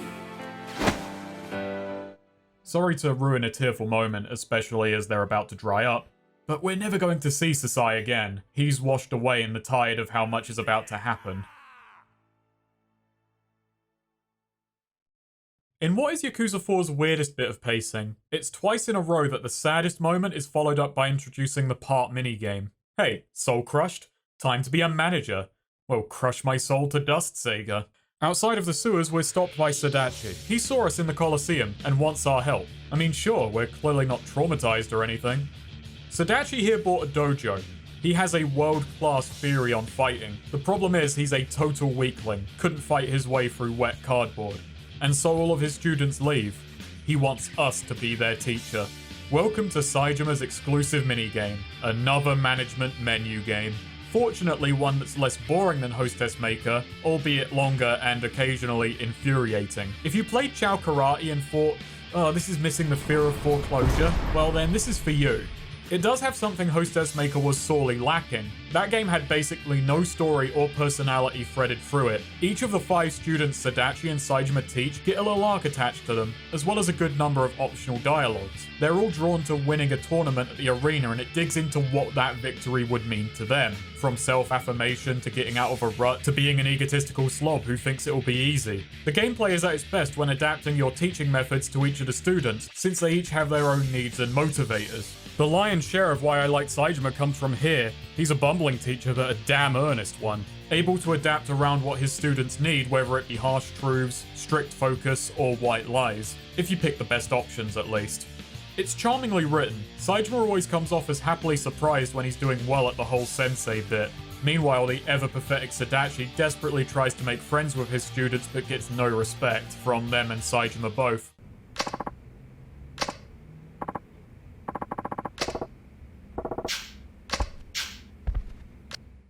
A lot of the comedic writing landed here for me. I grew to really like the little group that was built. The clashes of personality and the message of working hard and achieving something for yourself came across nicely. And it ending with a group farewell to Saejima, it all goes some way to making all of this feel worth it, which the gameplay itself disagrees with. You're given 50 turns to win a tournament. The quicker you do, the higher your rank and the more money you get. With each turn, you set a regime to raise stats, manage stress, and build trust. A hint, just use your first student to grind exhibition matches. You will make a lot more money winning the tournament at turn 50 after a bunch of money matches than just rushing it at 15. And you can spend that to upgrade the dojo fully and make later students grow faster and better. Despite the fact that unlike Hostess Maker, this has a failure state, to me this is the easier game, owing to there being far less guesswork. Outside of its writing, it's a dull affair. You sit and watch bars rise, then throw your students into glacial simulated battles where the AI fights as though they've been asked to slug their mums. I've had fighters at the highest possible stats lose because they'll just sit there taking hits. It's a slow but not altogether bad 5 hours. And now we need to get back to our hideout beneath the theatre. It's there Minami lies in wait, saying Majima wants to meet tomorrow at the Millennium Tower. Kido scouts us a route, saying we can't make it there without circling the city, the rooftops, heading to Okinawa and tunneling into the basement from there, climbing to the roof and then rappelling to the front door. It takes a while, is what I'm saying. Now wait a minute. Do you hear that? There's no music. I thought there was music here. I wanted to talk about it. Oh well, we got a long walk. I'm going to talk about it anyway. Let's talk about this music. It's the worst track in the game.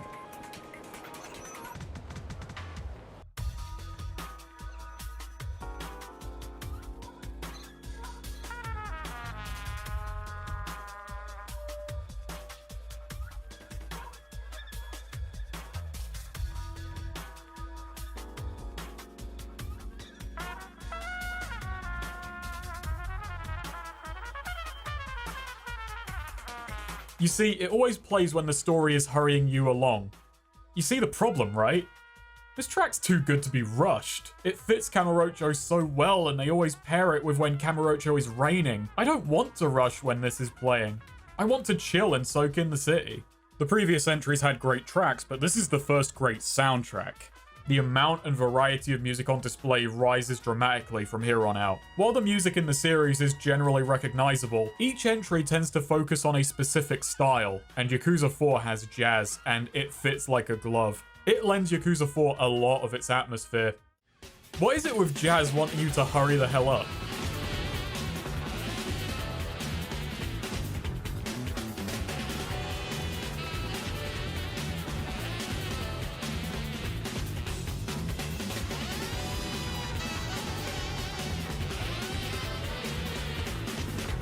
Well, at least this one has the tempo for it.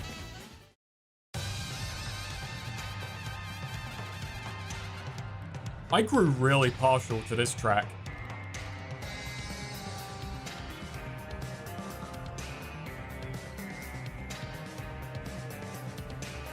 It sounds like it's from a 70s cop show where they have to fight the greatest evil to ever exist. And it's the sickest shit you've ever watched.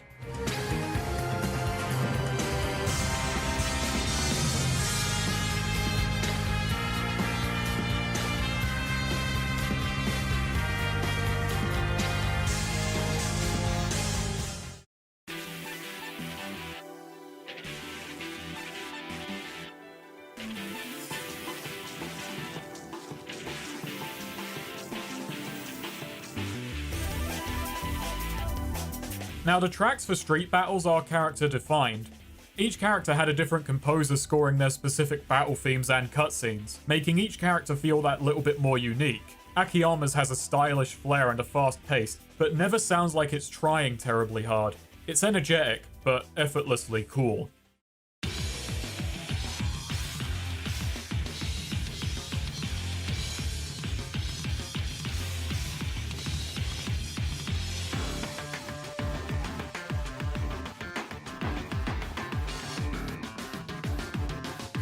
Saejima's sounds like a warning that a one-man wrecking crew has rolled in, hefty bass punctuating his devastating strikes.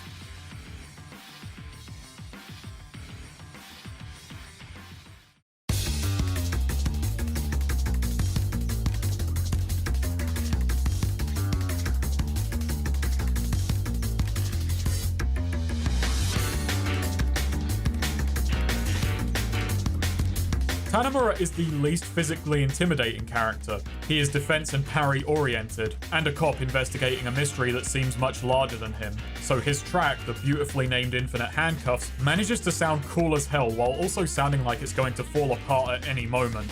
This track makes you feel like you're always on the back foot. And Kiryu...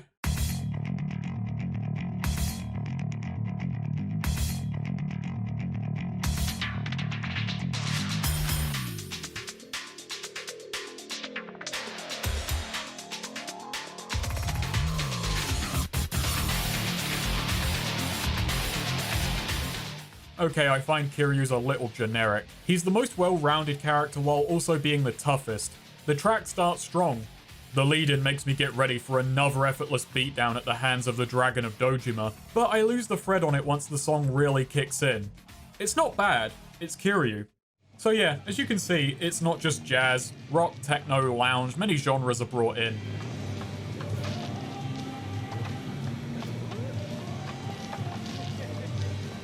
Like butt rock.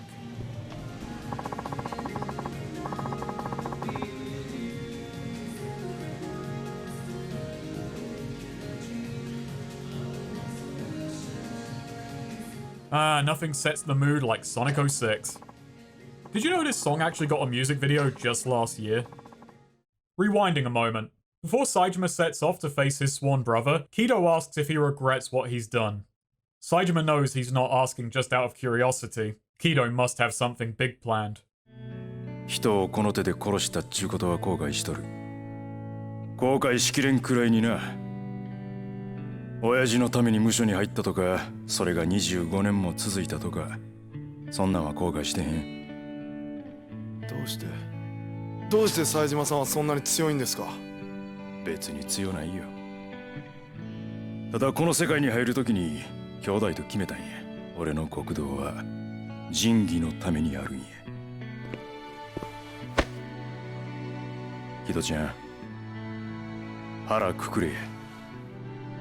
Remember that in life, you've got to go balls out. I really like this speech. It may be a little absurd in its grandiosity, considering it's about a massacre in a noodle joint, but if I didn't like straight-faced, earnest loftiness, I'd be getting way less out of this series. Saejima is a man out of time, someone much more attached to the old-school ideals of the Yakuza.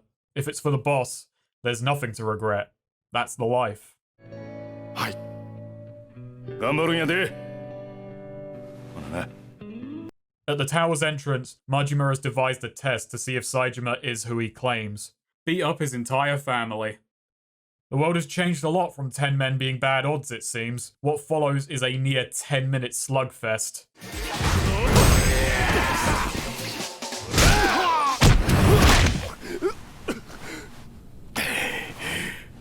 さすが兄弟や。部下にええ教育しとるみたいやな。 Well, there's no need to rub it in. Majima heads down to see his hit her to unmentioned best mate and his hit her ow underlings. 待たせたな、兄弟。 Outside, the streets are lined with his men, making a path for the batting center. There's a bit of a standoff.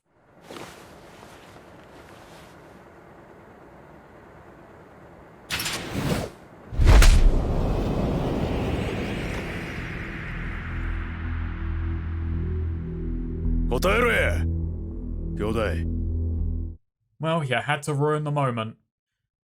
Majima explains that, whatever the reason, he betrayed him, and the cost of betrayal is death. If he wants any answers, he'll have to beat them out of him. お前が俺に勝てたらの話やけどな。舐められたもんやな。 Oh, so Majima has no faith in his boys either. Well, I mean, I heard one got whooped by a moneylender the other day. 安心したわ。まだ体はダブついてないよや。25年間無所で毎日鍛えられとったわ。のうのうと暮らしとったお前とはちゃう。それじゃ、こっちも手加減なしで行かせてもらうぜ。望むところへ。行くで。兄弟！ Majima is a fucking monster this time around though. Here's how you make Majima a tough fight again. You put him against the slow character, and Jesus. I hope you grab the move that lets you barehand block knives. Not that it will save you, but hey, any little helps.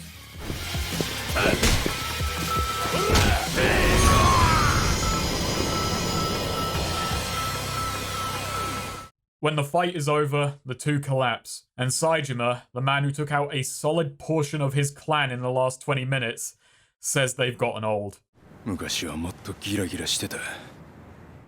Downright blinding if you're dim now. Majima somehow doesn't feel insulted as he explains what happened to him 25 years ago, when he was younger and brighter. On the day of the hit, Majima was taken aside by Shibata. The Dojima family, who had at first penned the plot and pulled the clan into it, have pulled out. The fact that Ueno is going to a cramped noodle bar on the edge of town on the day of his release reeks of a trap. It's a spot begging for an ambush. And so, the Dojima got cold feet and pulled their boy out. Plus, with the information coming from the Ueno and being circulated within the Tojo, it points to a traitor within each clan. Sasai Hideki. A ploy to spark war, then climb the ranks by playing peacemaker. Not that Majima gives a shit about any of this.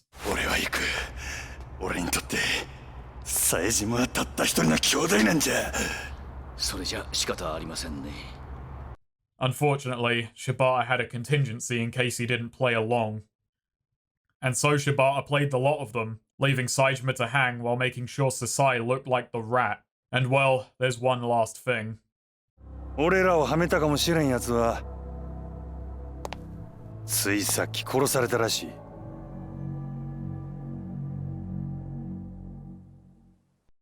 And that ends Saejima's section. The more I reflect on it, the more I like it. It dials back the mystery box a little. It feels more like the prior games. High emotion, melodrama, honor and brotherhood, dramatic storytelling done at a breezier pace. Akiyama had the job of setting up the story, and Tanimura will not only introduce a ton more, but start having to weave it together. So besides being a good romp in and of itself, it comes as a bit of a break between the two most complex chapters.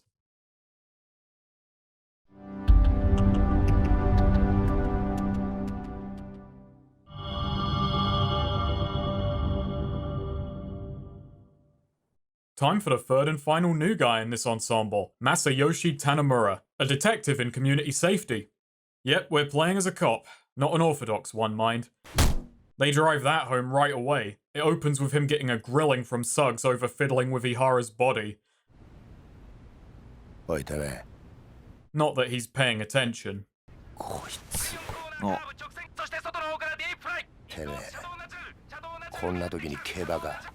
Disinterested, Tanimura goes to leave. Suggs, as ever, doesn't let people just walk away.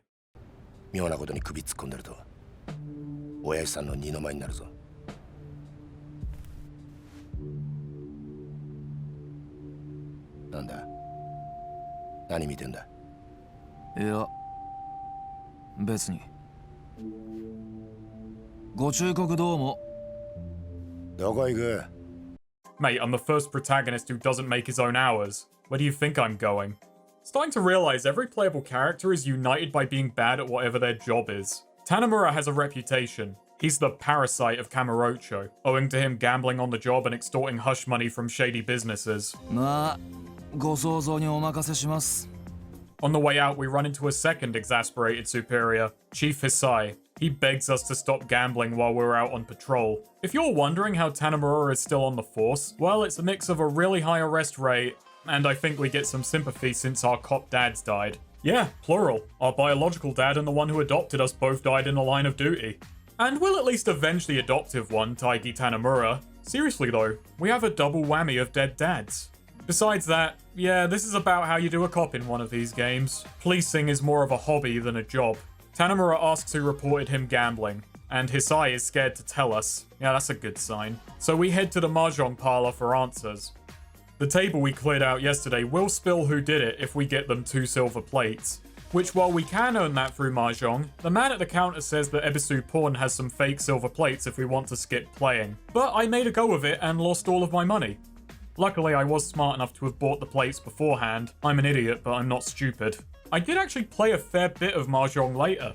I even won a game and understood how I did it. It was on the beginner's table and it was my only victory with many losses besides, but hey, I won one. A thanks to Light Grunty's Beginner's Guide to Mahjong. What I will say of the game now that I have a tenuous grasp of it, I feel it's a game that was made up by one guy inventing new rules as part of a con job, since it has more edge cases than an anime roleplay forum. Still a fun game mind. Once you have the basics down, it's a very mindful and challenging excursion. This intro does bugger you in one regard. That table that Tanimura rolled? That's blocked by plot, and that's the beginner's table. You have to play intermediate or up if you're not buying your way through, which is a bit of a problem considering this is the one time you're pushed towards playing Mahjong. If you want to break people in, this is the time for an easy difficulty select. Once we do this, we're pointed to our man. Yesterday I wasn't playing as Tanimura, so he cleaned out good old Mr. Try and Hit Me. After knocking some regret into him, he explains why he ratted on us. Each year a man in a suit comes into town and manages to hit him. Desperate for a new calling, he found out he had a knack for Mahjong, and once again felt untouchable. That was until he ran into Tanimura. After this rather pathetic sob story, Tanimura says he's off the hook. So yeah, we're playing as a cop, and it's odd. A lot of substories and activities, even Tanimura-specific ones, feel the need to justify themselves, which winds up making them feel contrived. A lot of things start with Tanimura either saying, "Oh, I guess I should do my job once in a while," or, "Yeah, I've got time for this." It would be less distracting if it wasn't acknowledged. It's not helped by the random battles and just people not noticing he's a cop. His design is, well, I'd say he's in a realm between plainclothes and detective. They wanted a cop character and I'll accept it, and the fact he gets an absurd amount of leeway. Now, a word of warning. This is the part of the story where the story, in a panic, goes, "Hang on, is that enough story?" New questions are raised, twist after twist, and a big expository suppository up the jacksie. It's the anti-Saejima, and a lot of this stuff will be relevant when I talk about themes later on. So get comfortable, pop the cork. I don't mean get wine, I mean put up a fucking corkboard. We make our rounds in Little Asia. Tanimura shakes down a joint, but not just for the money. Now, he'll take a cut and keep stum about those illegal workers if they're treated well. He also hands over a picture of Yasuko. It seems he too is on the hunt. Tanimura is deeply ingrained in this community. Being a half-Thai omniglot on the force, he looks out for the folks living around here, and gives the money he makes on the side to the Asian Gateway, an initiative headed by Zhao out the back of his restaurant, a way to take care of immigrants from the continent. Tanimura's dodgy reputation precedes him, but his motivation is to help the downtrodden. それともまた巻き上げてきたのか。どっちもかな。Zhao asks what kept him. Seems Tanimura shares Akiyama's curiosity as to why Suggs cares so much about the Tojo. Maybe he should take his own advice. This is all personal to Tanimura. His dad disappeared investigating the Ueno hit 25 years ago. The last entry in his notebook was a scheduled meeting with Yasuko Saejima. Oh, speak of the devil. She's working nearby. 店長さんに言われたんですが。驚いたな。やっと会えた。ずっと探していたんですよ。She plays dumb, but some Shibata thugs materialize to speed things along.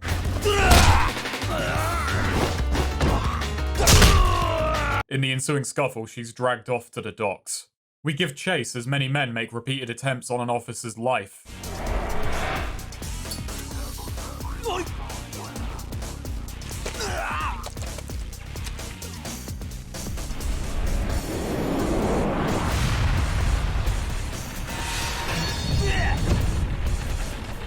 So, about Tanimura's combat, it's, no, we'll save that for later. In a warehouse, we find Shibata with a captive Yasuko, and his co-conspirator, Arai. Turns out Shibata is missing neither finger nor fugitive, and he has a meeting with Katsuragi tomorrow to work out a truce. He interrogates Yasuko as to why she's been killing his men. Arai tries to call him off, saying she should just be disposed of. 私の方で始末しておきます。まあ待て。Shibata, having heard she uses her wiles to lull men into a false sense of security, doesn't realize he's fallen into a trap himself.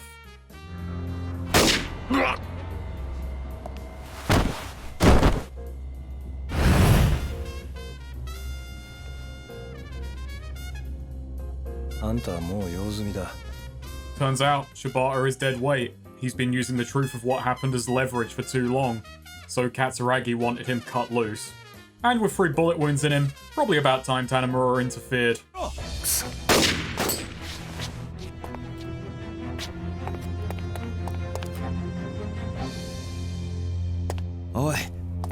かりしろ。25年前上野義治の襲撃事件を仕組んだのはあんたなのか。あの事件にはどんな裏があるんだ。おい柴田、しっかりしろ。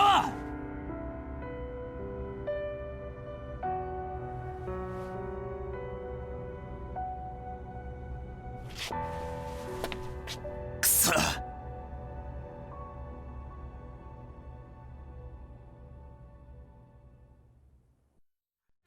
I know that corkboard already has a lot of characters on it. Don't worry, some are polite enough to help you save space. But well, we're about to learn that they've all got a deal. First up, we got Yasuko back. No, stimulants don't help, trust me. Tanimura explains his situation. 親父は荒川から水死体となって発見された。 Turns out, his dad had never met with her. The day they were supposed to talk, he called and put it off, saying he'd uncovered the hit was part of a far larger plot and told her to get to safety. He wound up in the river soon after. This connects a dot for Tanimura. It was odd to him how his obvious murder was written off. Usually the death of a cop raises hell on the force, but his barely registered, pointing to someone in a department pulling strings. With promises she won't be arrested, Yasuko explains what she's been up to. Several months earlier, she got a phone call from a man claiming to be a detective, claiming to know someone whose testimony could save her brother. She was sent to Katsuragi, and his price for Saejima's innocence was murder or 100 million yen. Well, seems he's a fan of that negotiating trick. She resorted to murder, but the demands never stopped. Eventually, she turned to Akiyama. この前起こったあの抗争事件ってのも。ああ、最初から仕組まれたもんだった可能性が高い。 I somehow doubt it. So far, his trickery track record is Daigo and Yasuko. A carrot on a stick would have the same success rate. And there's a back and forth and some sniping over whether Tanimura can use Yasuko as bait to lure out Katsuragi. お兄ちゃんが大好きだった。寂しい思いをしているのは言いにくい。ヤクザも警察も桂木も真犯人なんてどうでもいい。 She gives Tanimura the money as a bargaining chip and leaves for Okinawa, wanting to be near her brother in his final days. つい先日移送されたみたいです。あくまで内密にということで教えてくれました。 Oh my, egg will be on your face. Cash in hand, the florist makes a call to make sure the plot doesn't stop, and Tanimura uses Yasuko's location to parlay a meet with Katsuragi tomorrow. So, we got a free day. Let's take a break for a moment. Tanimura's unique gimmick is his police scanner, and it's a nifty thing. It grants access to unique police-flavoured random encounters, as well as tying into his trainer's story path and aiding Akaishi of the Kamurocho Guard. While they get some mileage out of this tool, Tanimura is where the character's specific side content starts getting a little thin, and I can't much knock that. With how stuffed Yakuza 4 already is, I'll take it. Plus, I'm just glad it's not another menu game. The bespoke police-themed encounters aren't all that many, and I wish they had a little more bite and variety to them. We're most of the way through the game. It can afford to send something a bit tougher our way. I mentioned Ultimate March earlier on. It unlocks after you beat the game. It features the game's toughest challenges, a mix of gimmick obstacle courses and normal but very tough battles. The experience was both fun and infuriating. Some of them had me a little bit thrown. I was using features I knew to exist in the main game but never had need of owing to the game's very easy difficulty. It made me realize that Yakuza can have truly inventive scenarios by limiting the player in some fashion, like a battle where we can only do damage through unique heat moves, or keeping Minami away from the microphone, or hey look, it's Dead Souls. This one with Tanimura, where you have to use his harder to set up a rest heat move to take out opponents, shows the possibilities of stipulated challenges, but, well, there's also a problem. In Ultimate March, character abilities are preset. In the actual story, I may not have this move, so nothing in the game can call for it. Well, it could. The problem is it would annoy people. Still, Police Scanner could have been an excuse for challenges outside of the standard, and owing to the fact that they loop, a unique, difficult, or uniquely difficult challenge failed first time may be annoying, but you're not totally cut off from a retry. Your response to a guy threatening to jump from a building? Well, that's to beat him up. Man, I thought Sol Myers was bad, or really good at talking down jumpers. Disturbing the peace? Yeah, disturb the earth. Oh good, he bounced. These do pay out better than typical random encounters, and Akaishi gives out further rewards. Yeah, Tanimura won't turn down a little private compensation. As Boris would say, it's additional government funding. Once you respond to enough scanner missions, You get little story events with the guard, mostly stopping others from harassing them, culminating in Akaishi going to their headquarters and trying to talk down the Yakuza who's been trying to destroy the guard. It goes bad, Akaishi snaps, and after the thrashing with promises his men will be left alone, Akaishi leaves, and outside explains that he used to be Yakuza, until his life was turned around by who else but Kashiwagi. Yeah, turns out not even a helicopter was enough to stop him. His good is still out there in Kamurocho. It's all well and good, but when I got the completion award for police scanner, all I could do was shrug. Sure, that was a novelty. And reports of course still come in since crime never sleeps. While we're on random encounters, I haven't mentioned the nouveau riche. Even as the plot makes repeated reference to the financial troubles still fresh in 2010, these moneybags walk the streets and run their mouths. Still an absolute piece of piss, but they tend to give out bigger rewards. And late in the game, they can still be worth the bother. Time for another heaping round of plot. Tanimura has his walk and talk with Katsuragi. The man, feeling untouchable, explains that he and Shibata indeed plotted the shooting. It was a means for the two young Yakuza to shoot up the ranks of their respective clans. Katsuragi by looking like he saved his boss, and Shibata by being able to later broker an impossible peace. All Katsuragi had to do was put himself in the line of fire. Tanimura's suspicions are backed up. His dad discovered who penned the plot, but what killed him was learning of a higher up in the police who let Saejima take the fall for the real killer. It was someone else who finished the job. 教えてもらいましょうか。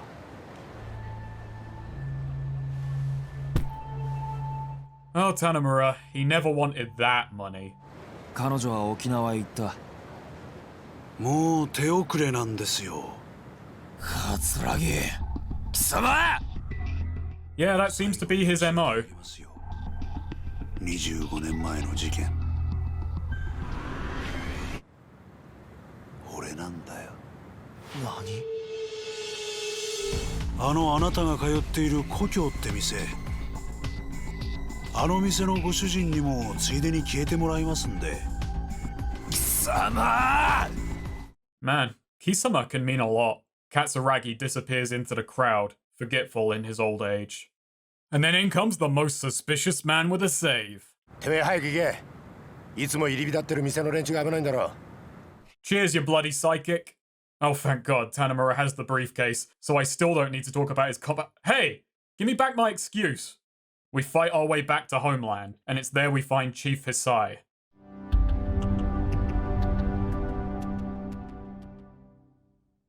Hey look, it's the Scandal Graveyard. It's here we learn the two lead detectives in the Ueno hit were Taigi Tanimura and Sugiuchi.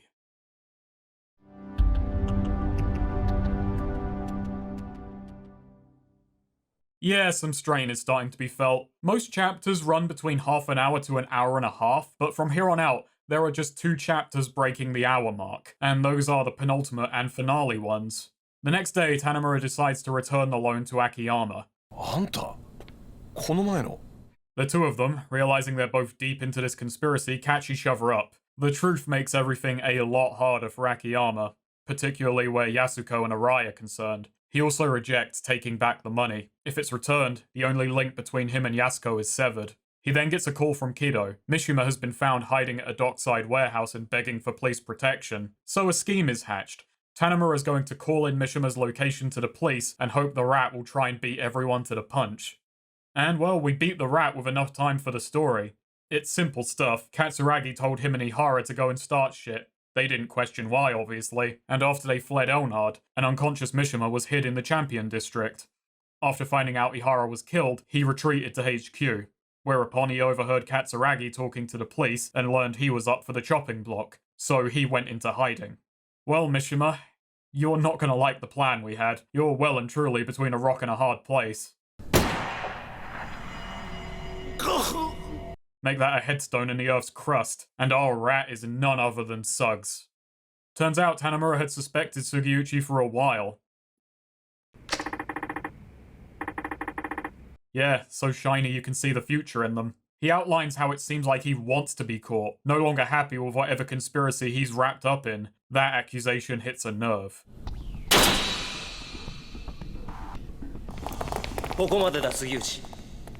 Oh hey, Pseudo. Ooh boy, some things have slipped right under your nose. Realizing that he's been outed, Suggs starts yelling that he's untouchable. そうだろう。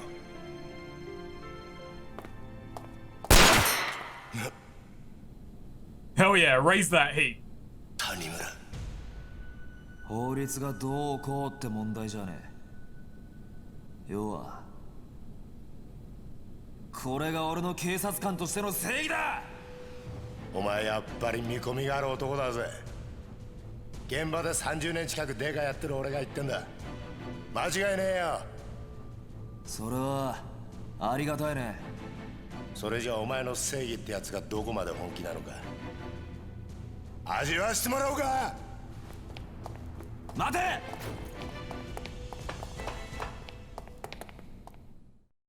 It's joked about that in the Yakuza series, people get dumber around guns. And with that much firepower, the IQ in the room must have been into the negatives. The police just allowed a rad boat chase to happen. Like the other chases, it's easier than outing Sugiyuchi, but it's a nice change of pace. Sufficient distance from that much gear made, the two smarten up. Tanimura doesn't fucking play. おやさんはな、俺がやったんだ。何？てめえの親父を殺したのはこの俺だって言ってんだ。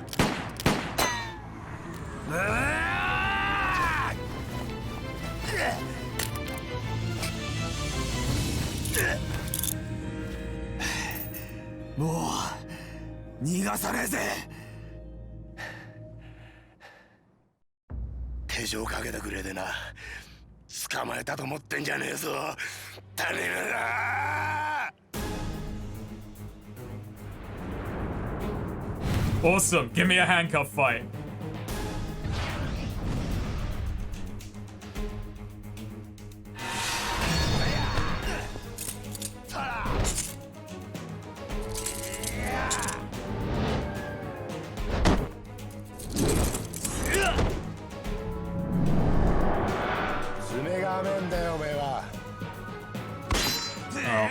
Oh, that was great.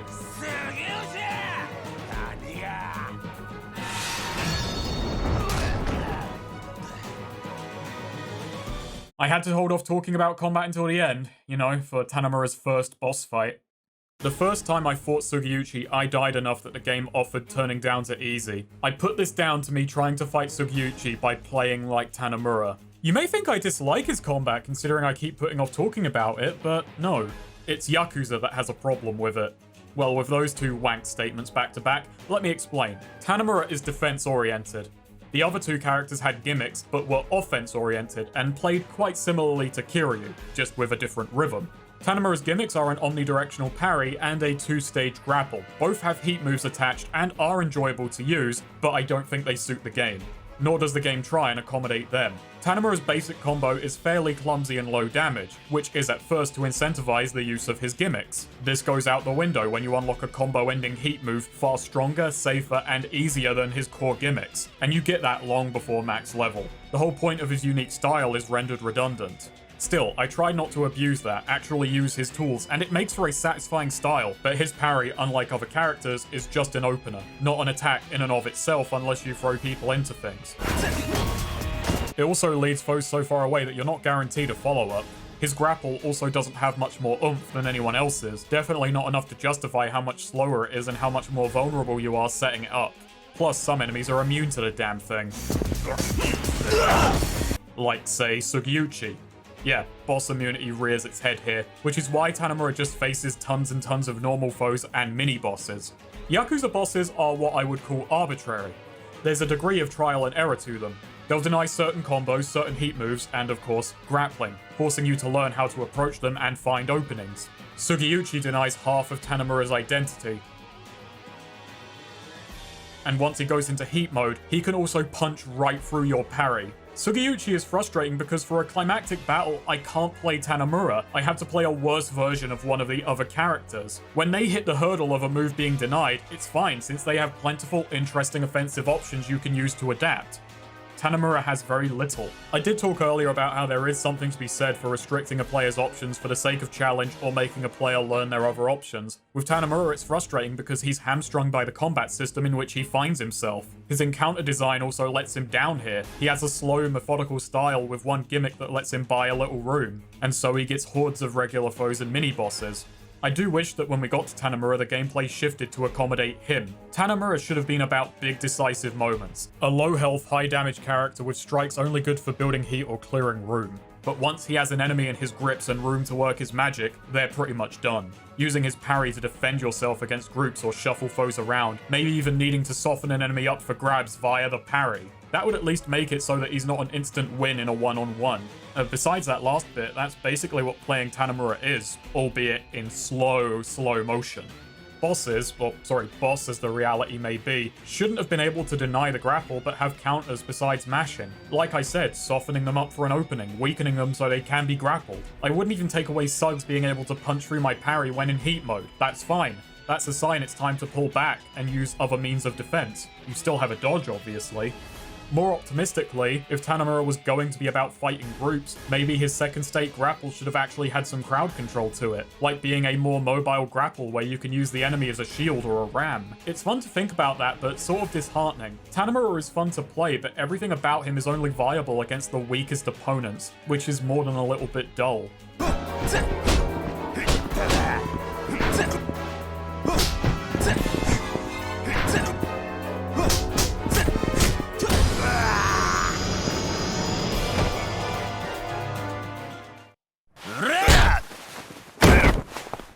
With nowhere to run, Suggs reveals what we've known all along. He has extrasensory... Yeah, that. So I've been giving Sugiyuchi shit for being so obvious, and I've got to say, in this one scene he becomes one of my favourite characters in the whole story. And funny thing, it coincides with a twist many deride that I quite like. Go figure. Sugiyuchi reveals that him and Katsuragi are oath brothers. He's a fellow Ueno man who wormed his way onto the Force. Back in 85, after Saejima fled the scene, Katsuragi got up. As did others. Non-lethal rounds. Turns out when Tanimura theorized body armor, he had the right train of thought, but it was going to the wrong station. While the boss was out cold, Katsuragi proceeded to finish off his unconscious cohorts, before Sugiyuchi turns up to take away the murder weapon, but not before he gives the plan one last shot in the arm.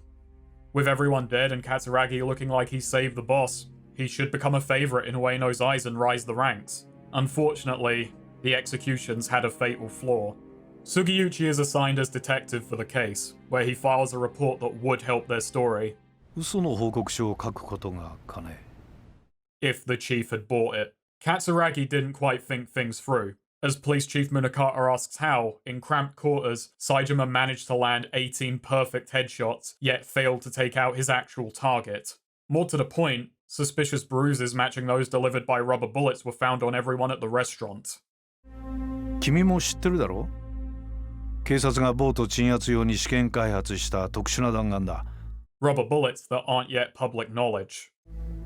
杉内君、一つ君に頼みがある。頼み？私に桂木勲を引き合わせなさい。そうすれば今回のこの事件、君の報告書通りの結末にするが、どうだね。Yakuza 4 gets a lot of flack for this lack of flack. So I wish to mention that I fucking hate TV tropes. I've my share of reasons for feeling as I do, but today, let's focus on this excerpt. The rubber bullets twist is apparently an ass pull, which is when a twist comes into existence as if out of thin air, without foreshadowing. You know, despite all the foreshadowing, like Katsuragi not being dead. I'm going to go through it bit by bit, but firstly, to those who I've seen excited for me to mock this twist, well, I'm not sorry. I am sorry if you feel compared to TV tropes, that is a pretty big insult. I'm sure you would put it better, but I want to argue with something that's been up on the web and uncontested for a while. Plus, even if it's put annoyingly, this is more or less the criticism people put against the rubber bullets twist. So, Aspul, the infamous rubber bullets twist. Due to the ludicrous amounts of idiot ball Majima and Saejima needed to be holding not to notice something was up. You know, somehow I don't find a couple of young Yakuza who likely haven't used guns before and put a lot of trust in their bosses, as established in this scene, doing what their bosses tell them to be all that unbelievable. What hints do they have at their level to see something wrong here? And even if they did have those hints, are they just going to not do it? It's one thing for one of the two to back down, but both of them refusing to go? That would be as good as putting themselves up for the chop. No, save that rebellion for Zero. Now onto the scene itself, you'll notice Saejima has a bullet wound, and it's clearly distinct from the gunshots the others receive. You may say, okay, bit shitty of the scene to spray blood to fake us out. Well, maybe, but that looks a lot like noodle broth to me. The colours match. You may ask, how do you not notice those gunshots? And well, that's a him problem, but I will say, he didn't really have much time to mull it over, he was a little preoccupied. The amount of convolutedness and contrivances necessary for the plan to even be pulled off, and the fact they all still died anyway at Katsuragi's hands anyway, making it seem like the only real purpose was to make Saejima look good. No, you bloody dolt. It's because Katsuragi didn't want to fucking die. He had to look like he was saving his boss and live to reap the benefits. Be a bit of a shit plan if he took lead to the head now, wouldn't it? You notice how he has a big opening to kill Saejima, but instead makes a show of winging him before diving in the way of the boss? He needs everyone for this plot dead, save for him, Saejima, and Ueno. Now, Saejima's morality is an issue I'll come back to in a moment, since it is admittedly a bum note. But you tell me if 20 counts of attempted murder makes you look good. If you go to a job interview with that, I'm just gonna tell you, you've got an uphill battle, my friend. He still led, well, rubbered 18 men to their deaths. Even Munakata lampshades the absurdity of the plan immediately after the reveal. Okay, lampshades. That makes my fucking skin crawl. Okay, so let's put TV tropes aside. As I said, few would put it as poorly. It's a regular criticism that this is a bad plan, and to that I say, yeah, no shit. That's not a mistake in the storytelling. That's the point. That is the story we are seeing unfold. This plan was Katsuragi, Sugiyuchi, and Shibata, all young and ambitious and unwise and callous, flying too close to the sun and getting burned. The plan had too many people, too many loose ends, too much left to chance.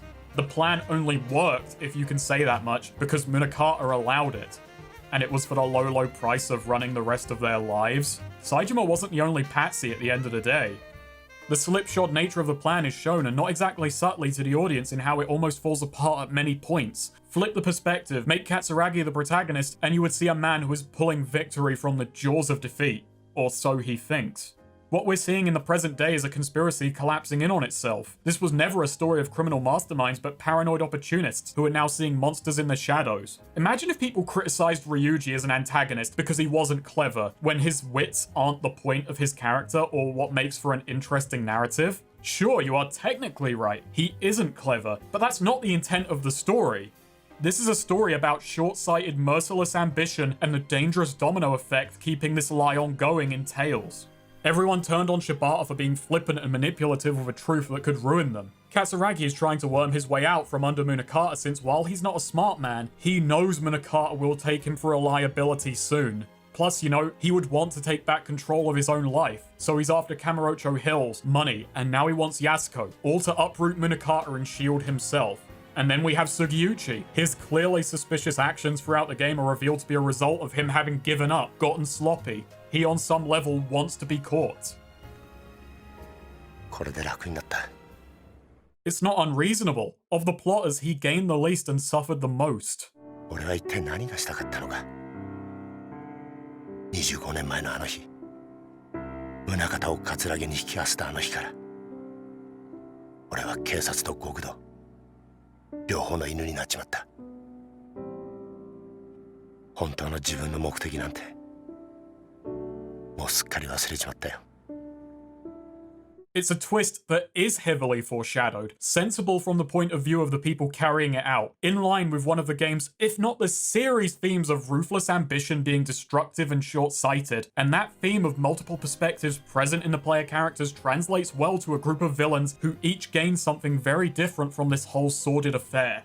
Now, I'm in no way saying that this twist can't be criticised. How has Sugiyuchi gotten away with being sloppy for as long as he has, unnoticed? Is he kept around to keep Katsuragi in line? It's hard to say since we get little idea how close they are in 2010. I mean, this said, there may be a more controllable replacement for Sugiyuchi on the way. The idea of this twist existing just to exonerate Saejima, which, you know, puts aside hours of foreshadowing and the fact that it's obviously where this story had been going. Does it take away his moral complexity? Yes and no. On the one hand, he still pulled the triggers believing he was killing people. On the other, well, jumping ahead, we see the moment Saejima learns the truth. And he has bigger problems at the time. And the time we see him after that, even bigger ones. And after that, it hardly comes up. There is a moment I like that comes of all of this, but I can understand being disappointed by its handling. Yakuza 4 misses the boat after pulling down the boarding ramp. It's one of those emotional beats that feels absent. One thing that does hurt Yakuza 4 a good deal is it keeps the villains at arm's length. You never get much of a sense for who they are as people, and their motives feel hollow. And that makes following why they act as they do without just explaining it harder. Take Mine. He wanted to help Daigo, the one person he cared about. The audience also knows him to be an emotional wreck and deeply spiteful, so his idea of help is tragically misguided, but in the end is somewhat sympathetic. There's something for his character to orbit around and something the audience can latch onto. Yakuza 4's villains are understandable once they explain their wants, but are relatively flat as actual characters. They lack an important emotional core or more abstract grand ambition that contextualizes their actions. Well, save for one, yet he's still somehow the least interesting of them all. What they want and why is either unclear, decidedly empty, or just not considered important. Katsuragi wants power, and for that he is willing to murder 18 of his brothers and lie to the boss. Was there anything deeper to his lust for power? Probably not. That's rather flat considering the depths of depravity he went to. Imagine if he got some actual backstory. Like, say he was the boss's favourite, and during his stint in jail he kept getting shit from others at his rank, pushing him to resent his boss and his fellow men. Anything to give his plot some emotional weight and a clear through line. But no, he just wanted power. Bang. In 2010, he at least has Munakata as a motivation for acquiring more power. There's a nice tragedy in that. In effect, his plot made him more powerless. And then we get here, to this scene with Sugiyuchi. And it works. Tanimura gets the answer of who killed his dad and why, but we also see a big part of Sugiyuchi died for this plot. Why I like this scene so much is Sugiyuchi manages to overcome all of this and have some depth to him, winning me over after a game of him being a suspicious annoyance. It turns out the misdirection was working on me. Tanimura's section has a theme, it just has no time for it. And that theme is the line between a cop and a criminal. Tanimura putting pressure on shady businesses to protect their workers and using the money he makes gambling to support his community. His willingness to bend the law or work in secret from the police to pursue what he sees as justice. Sugiyuchi respects him more than most anyone on the force, was proud to see him represent an actual good, unafraid to go against the rules, while he himself choked under Munakata, a lawman with darker ambitions than most any Yakuza. Sugiyuchi, meanwhile, hates himself for having to exist on both sides of the law, but being unable to stand on either. 30年もデカやってると、それなりに人に感謝されたり、喜ばれたりすることもあった。俺はその度に悩み苦しんだ。果たして俺は何がしたいんだろうってな。事件を解決するや人から感謝される。そんなにゃ頭じゃダメだと分かっていても心の奥底では嬉しいという感情を覚えちまう。俺もさ、お前みたいに悩んで苦しんで走って力いっぱいデカやってみたかったな。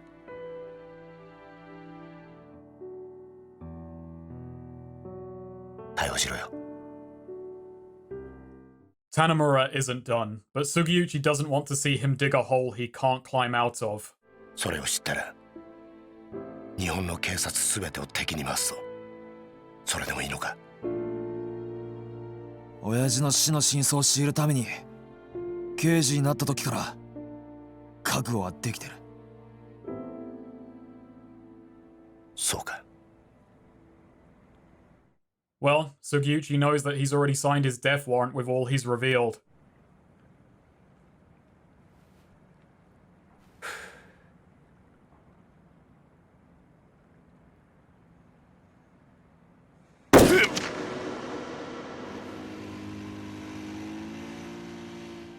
Tanimura. 何ですか？俺だけじゃないんだ。裏切り者は裏切り者。杉内さん、杉内さん。これでようやく楽になれる。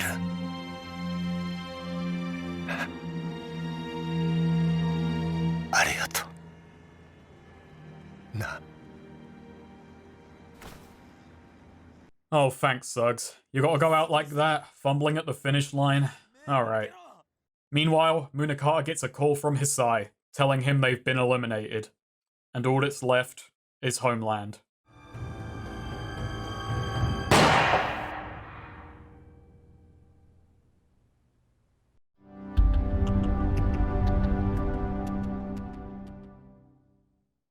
Tanimura's segment is like someone trying to sprint a marathon. After half a chapter to establish Tanimura's world, it zooms into wall-to-wall reveals, giving no time to develop the deeper aspects of his character, his relationships with Zhao and Meihua, who, hey, that's the first time I even mentioned her. No time to explore life in Little Asia or anything of the sort.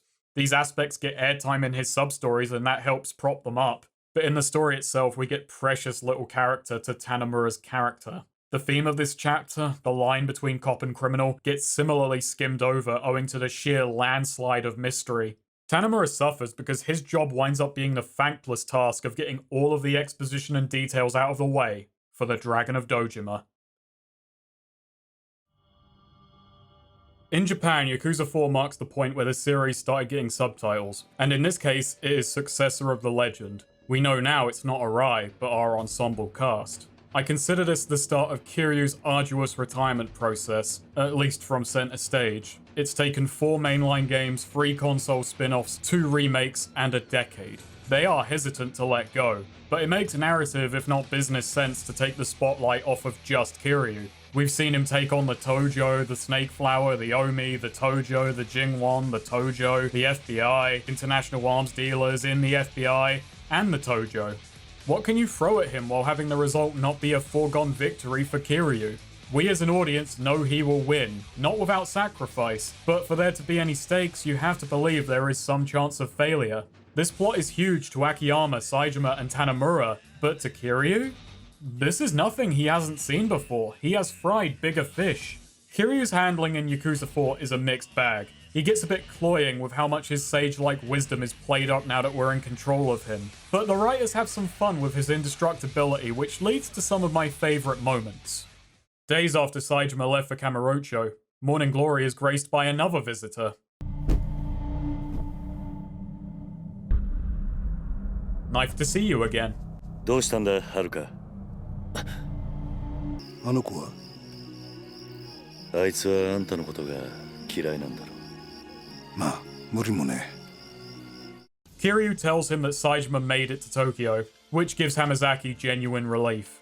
He then kowtows and begs Kiryu to go after him, tell him the truth of the hit. The man wants to make up for a life of betrayal and do right by the people who trusted him. Kiryu naturally has questions, like why does he need to be the one to do it? Well, there's more to this than just making sure Majima isn't murdered.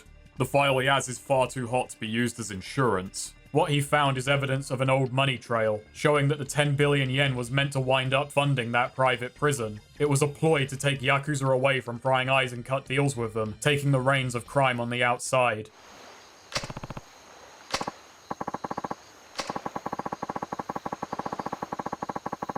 That naturally leads to the question of why Hamazaki would care.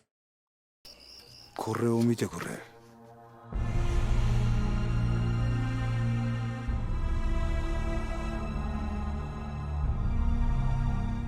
I feel like there's a few steps missing there, Hamman, but Kiryu's on board. あんたにもう一度あの町の頂点に立ってもらいてんだよ。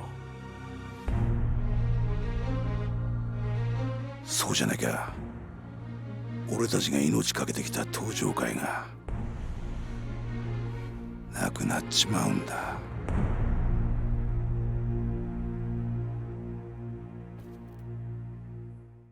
The next morning, some of the kids have made it back, and Haruka is still on edge.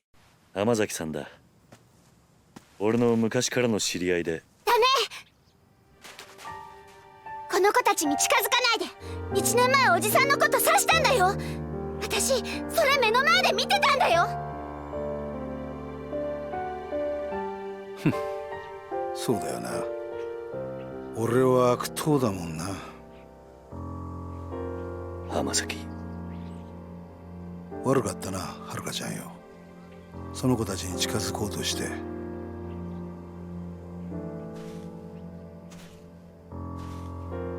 はるか、もういいだろ。よくない。いいわけないじゃない。おじさんは本当に浜崎って人のこと信用してるの？ああ、してるよ。もういい。もう私おじさんがどうなっても知らないから。On the beach, Haruka lays out her fears that if Kiryu goes this time, he won't be coming back. The truth of 5 years ago matters far less to her than knowing he's safe. 安心しな。 Hamazaki heads over, saying she has nothing to worry about. Saejima will probably figure out the truth on his own. He'll turn himself in and wait for the man to be caught. This is not worth Kiryu risking his life over. Kiryu says he should at least see him to the station so he has some send-off. It's there they happen upon Yasuko. Saejima Taiga の知り合いか？タイガは私の兄です。The two take her aside and explain the breakout. She has to get back to Kamurocho.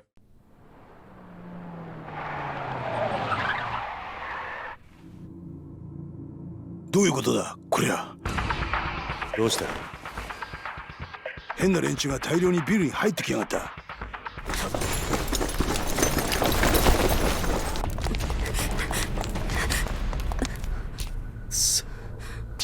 間に合わなかったか。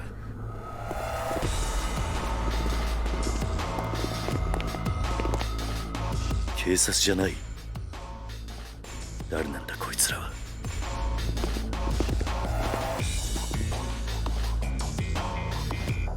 Well, Kiryu's first fight. He doesn't need a tutorial. He goes right into an extended boss battle. He starts with moves already purchased. He has his Yakuza 3 arsenal pretty much off the bat at level 1. It's such a cool way to show that this is not Kiryu's first rodeo and set him apart from the newbies. On the way out, Hamazaki says he'll stay behind and cover their backs. Seems the buck has been passed to Kiryu. あなたのような親友がいたこと誇らしく思います。やめてくれ、そういうの。さあ、行こう。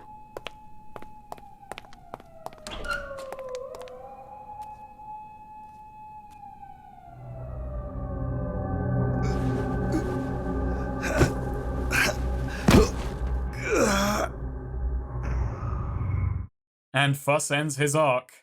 俺も山になっちまったみたいだな。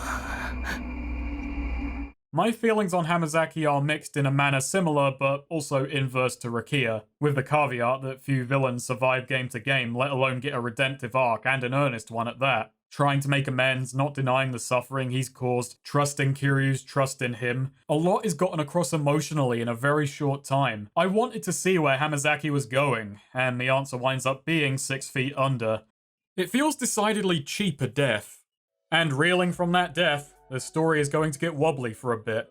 It's got a tricky destination to get to, and it's going to take an awkward route getting there. It turns out his side took his own life, using his last words to buy Tanimura some time. Akiyama steps in, telling the two the district attorney is raiding his office over reports of coercion. He asks if he should come back later, but Tanimura can use his help with something.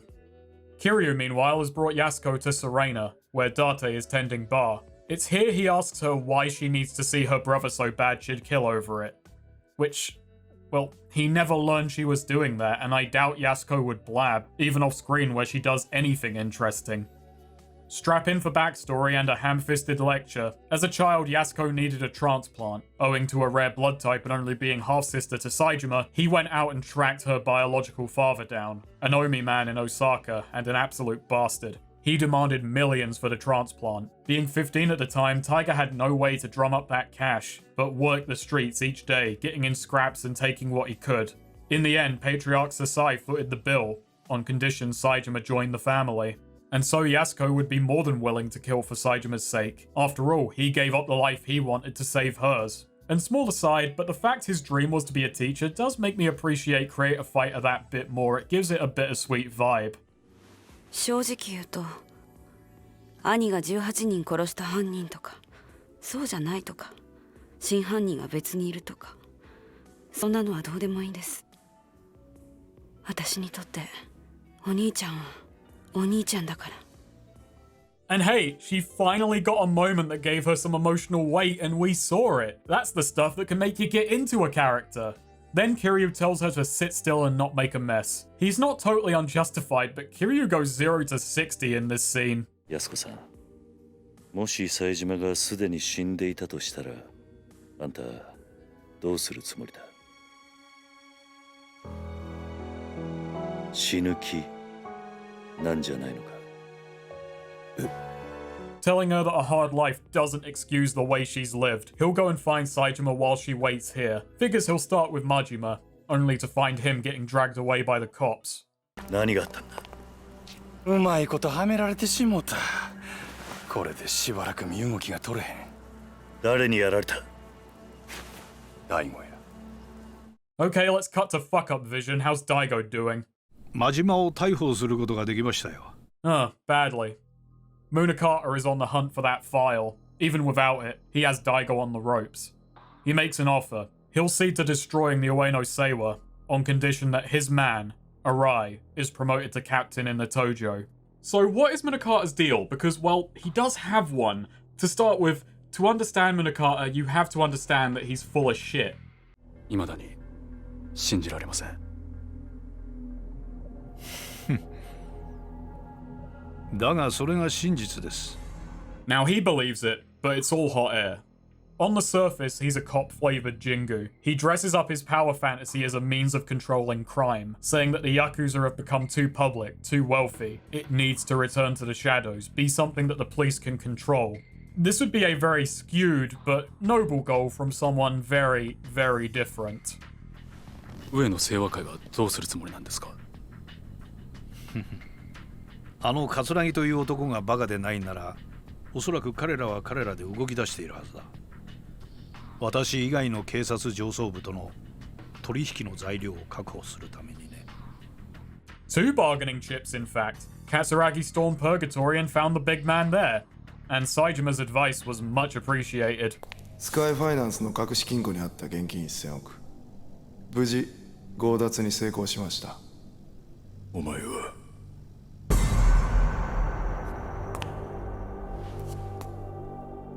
お久しぶりです、Saejimaさん。Back to Kiryu.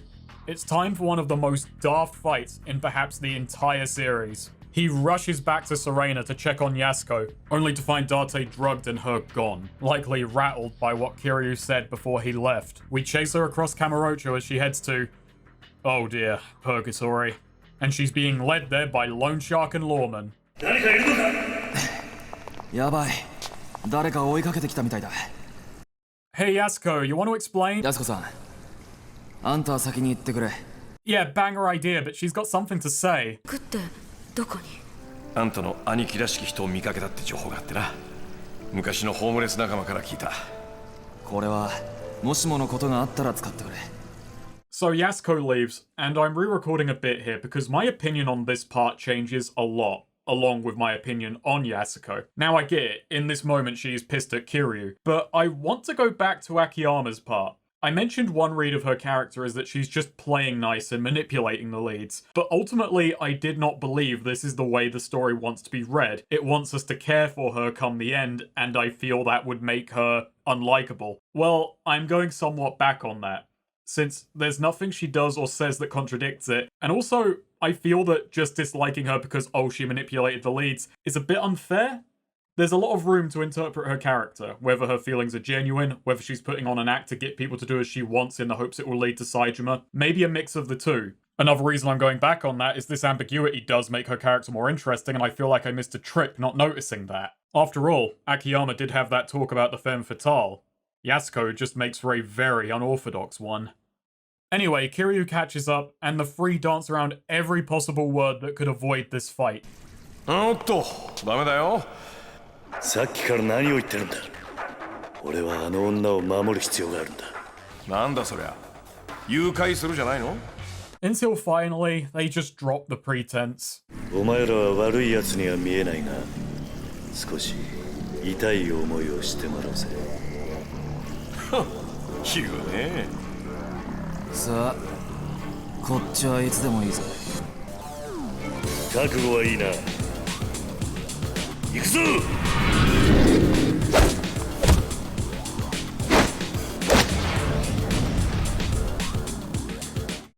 God, I love Yakuza 4. Yeah, this segment of story exists to get Yasuko kidnapped and wrangle a fight between the protagonists. It's about as cack-handed as it can get, but I still love the result. That said, all the elements were in place to make this less daft. You know those DA boys upstairs aren't DA? Spoilers, but they're with Kido. So let's say they spot Yasuko and make a move, Date gets KO'd fighting them as she runs off, she bumps into these two and they try and rush her to purgatory. It would also make the suspicion over Kiryu a lot more believable. Anyway, this fight, it's a banger. This game treats Kiryu like a WMD. He's the old guard and has to break in the new kids, which he does with ease. It's a great fight, and I can understand wanting to get it in, crowbarred as it is.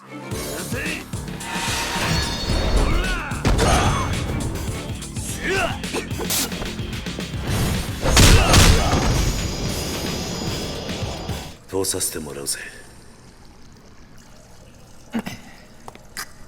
くそ、なんなんだあいつは。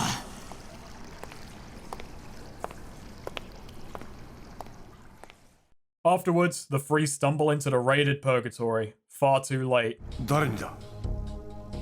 カツラギ、それにキドってやつに。It may seem like a downer, but hey, congrats Yasuko, you found Saejima. So let's take our frustration out on some gangs. Kiryu gets gang encounters. Following his return to Kamurocho and a bounty being placed on his head, various criminal groups are descending on the city in a race to defeat him. Kiryu teams up with Akaishi as the two track down the various leaders and send them packing. It's much like Police Scanner, character-specific encounters of disappointing difficulty, which is to say none. You fight some cronies, eventually they give you a cryptic hint as to where their bosses are, and you go there for a boss fight. Repeat for several hours as the gangs fail to get much tougher. I'm in a tricky spot here. Kiryu does have difficult gameplay sporadically, but this is a pure power trip, and considering how Kiryu acts in this side story, it's hard not to see it as intentional. Kiryu is cocky and jokey here.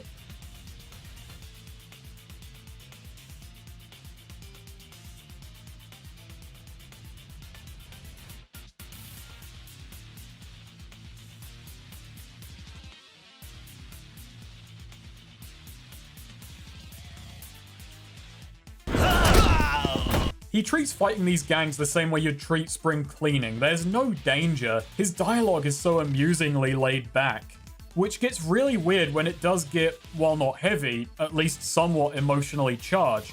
Kiryu and Akaishi genuinely believe that all the gangs they beat down will turn over a new leaf and become good people, even as all of them act like unrepentant cartoon villains. Rather amusingly, it's like it's taking the piss out of Yakuza itself.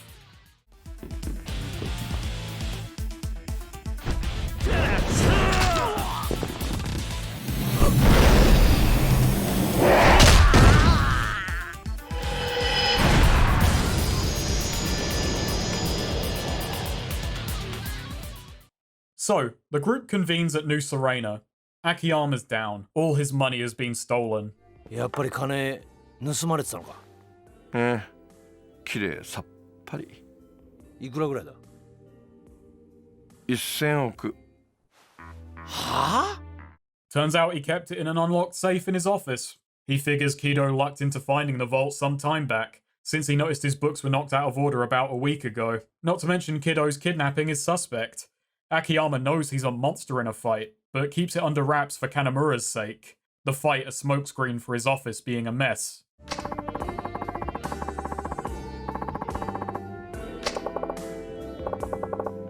He's more beaten up over the betrayals than losing the money. He says he'll make it all back. Easy. People also knock this moment, saying it's a stupid twist. I don't mind it.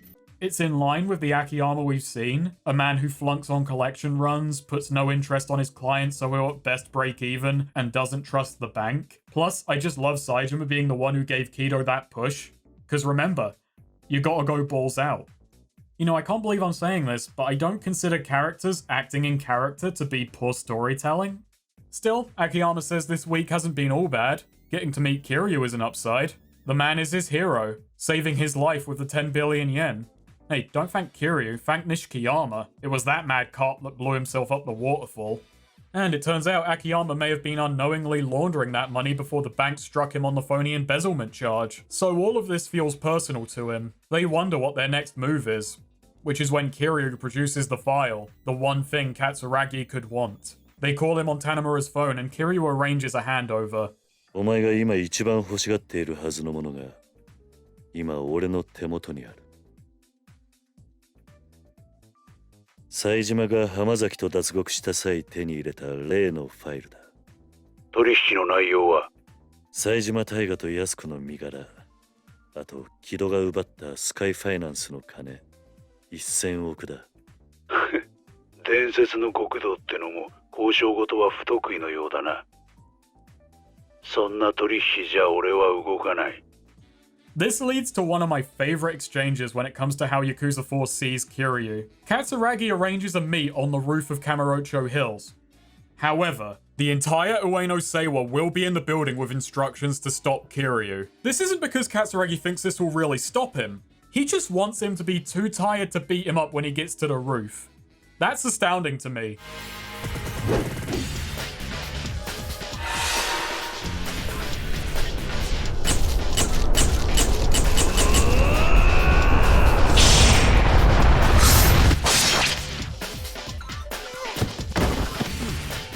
Most games stating this so bluntly would be absurd to the point of comedy, but Yakuza has earned a villain laying out a meat like this. Kiryu is a walking conflict ender. This was a scheme that was banking on him never having learned of it.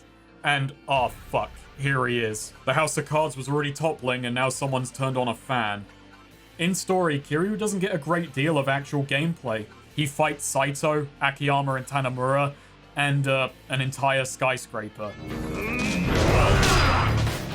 So it's not much, but it's all flaunting just how hard Kiryu is. In a game where Kiryu constitutes less than 1/5 of the runtime with his relatively short segment, he beats up an entire fucking clan.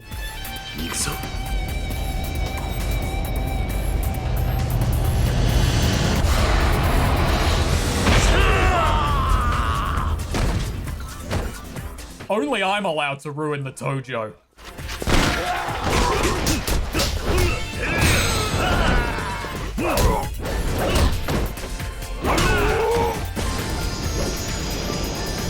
So, men mauled and meat made, the trade is simple. The file in return for the Saejimas and the money.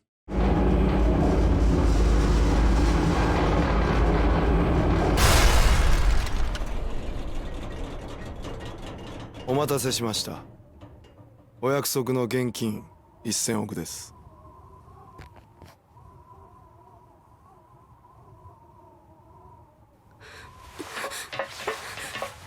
大丈夫か？ごめんなさい。私が言うこと聞かなかったから。もういい。兄貴とは話せたのか？ええ。Well, that's nice. Would have been dope if we saw that reunion on screen. It's almost as if it's one of the big emotional climaxes this story was touting. Oh well, let the silliness start.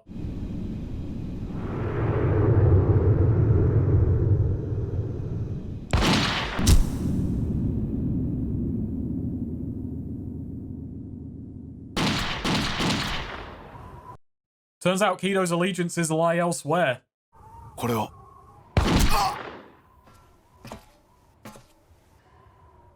兄貴。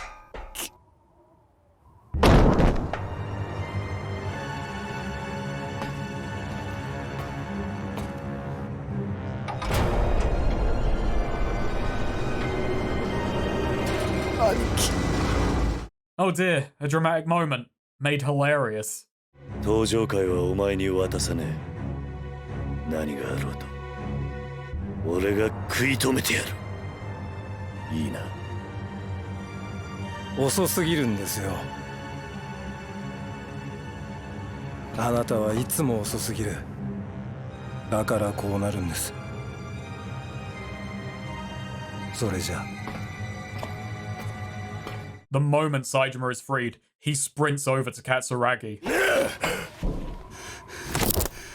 よくわかったな。Thank Tanimura for the tip.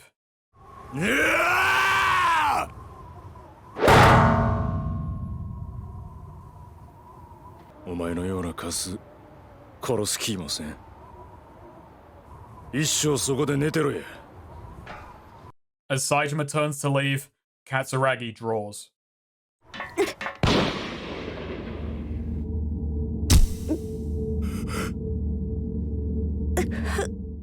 What follows is a scene that wants so bad to tug at the heartstrings, but it's Yasuko, and despite everything, she hasn't really earned it. And frankly, Katsuragi decides that if he's gonna die, the scene has to go with him. He becomes a blubbering child and kills any chance of taking this seriously.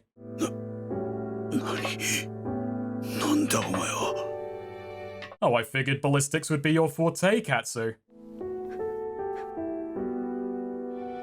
おい、何してんねん！来ないで。 You got it. I'll keep a safe distance and do nothing. お兄ちゃんは無実よ。でも私はたくさん人を殺してしまった。You know, Yakuza characters may not kill, but they sure as hell benefit from those who do.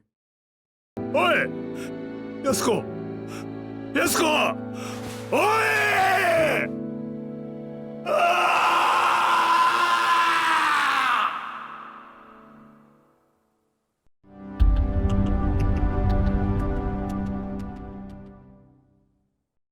！We've only this part left to go, so thanks for joining me on this long journey so far. I've had to hold back on some of the headier stuff for maybe too long. The most important theme of Yakuza 4 is how the past affects the present, and I don't think it gets enough note for the absurd lengths to which it takes this theme. In a title where as it goes on, information overload drowns out much of the melodrama and theming that tends to underscore all of the scheming, this theme runs through everything. On a textual level, it's easy to see. Kiryu and Nishiki's actions saved Akiyama, who in turn supported Arai to fill the void Kiryu left. Kiryu's good deeds reformed Hamazaki, who has brought Kiryu and Saejima into the picture, which may well have saved the day. Both of these are events from past games coming into play with this one, and this entire story is about a web of people affected by a shooting. It's why I don't mind the reveal about Jingu's alliance with Munakata. It's in line with this theme. Plus, we saw Jingu. The man was a fuckwit. I'll believe he's coasting on a calmer, if not exactly smarter, man's plan. Perhaps the reason this theme doesn't get much recognition is that, you know, past affects present is just another way of saying causality, as in how most stories function anyway. But Yakuza 4 goes a lot further than this. It uses this theme in substories, and in a metatextual and gameplay sense, and that's where it becomes a fascinating storytelling chimera. Akiyama's chapter follows a mysterious girl appearing shortly after a shooting. She's connected to a large sum of money and is being hunted by the Yakuza. While this girl is a stranger, she has a connection to a figure from the protagonist's past. That's Yakuza 1. You remember the plot of Yakuza 1, where a mysterious girl turns up shortly after a shooting, she's connected to a large sum of money and is being hunted by the Yakuza, and while that girl is a stranger, she has a connection to a figure from the protagonist's past? I said it sounded familiar. Saejima follows the ripple effects from a shooting decades earlier and how it affects a previously unmentioned faction. That's Yakuza 2. Tanimura unravels a plot of corruption in a public office that's spilling over into the Yakuza world, with a lot of the mystery tied to a dead father figure. That's Yakuza 3. Then enters Kiryu. I said he's seen all of this before and I meant it. This is why Successor of the Legend is such an appropriate title. Everyone has now experienced a part of his story. Now, this isn't strictly linear, it remixes plenty of past beats. Akiyama is a lot like Mine from Free. Both are wealthy businessmen footing the bills of a Yakuza out of personal interest, both driven by feelings of abandonment which fuels a complex relationship with money. The drama with the Ueno begins with a tussle in a hostess bar and is capped off with a long discussion over the Dragon of Dojima, like the beginning of 2. Saejima's chapter takes elements from 1, such as Oath Brothers split over a murder, one with a sister to worry about. In both cases, the person arrested isn't the actual killer. plus a character leaving jail ahead of schedule and tracking down his father figure. Kiryu drops Yasuko off at Serena before heading out to look for a missing family member, and then we had what just happened on the roof of Kamurocho Hills. A series of betrayals capped off with the death of a half-sibling.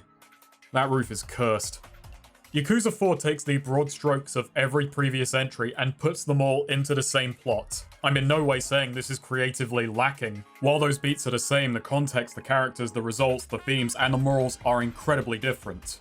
It's at once a victory lap and a recontextualization. Even the same experiences will be wildly different to different people. The first time I had played 4, I had only played 3 beforehand. And while 4 was enjoyable for just how much happens moment to moment,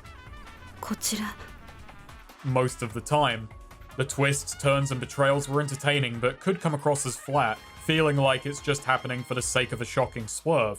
But every other line in this game is a hint. The thing is, if someone ever tells you to read between the lines and then gives you 1,000 lines, you are within your rights to tell them to fuck off, but there may still be something between those bloody lines. On these replays, I've developed a newfound appreciation for this game. The tie-ins to former events are deeply interesting since I don't think I lost out when I was a newcomer to the series. If you don't know about the underlying intertextuality, you still have an entertaining standalone story. But now with the whole context, I've gained a lot and can see a whole new side to the game. It's a very ambitious plot that's juggling an absurd amount of ideas, and I think considering the mammoth task of combining 3 plots together, it's absurd it came out as well as it did.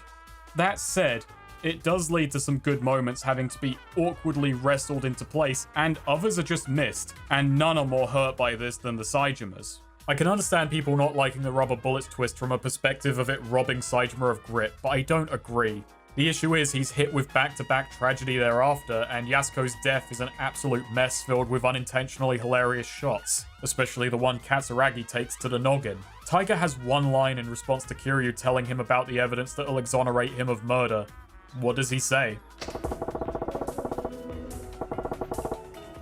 And in the end, I'm okay with that response. It's still 25 years stolen, 20 counts of attempted murder, 18 men dead, his family destroyed, and his sister dying at the climax of her long and emotionally torturous attempt to save him from the one who set him up. Saejima may not have killed those men, but he still pulled the trigger and killed everything he cared about in the process.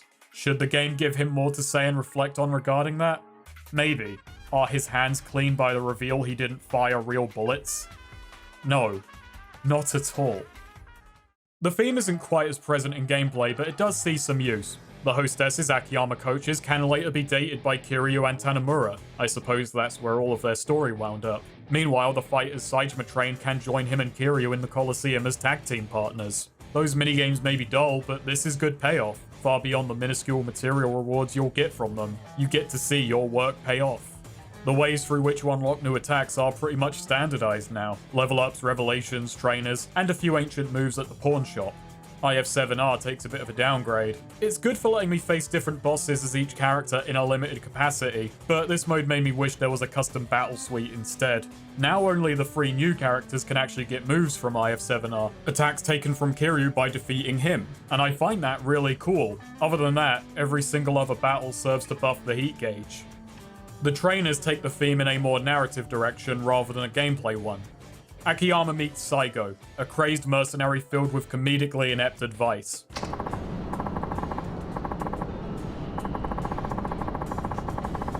Despite being the first trainer and by far the lightest narratively, he is also by far and away the hardest set of challenges, making Akiyama run laps around the theater and doing literal trials by fire. And his story ends on a simple punchline.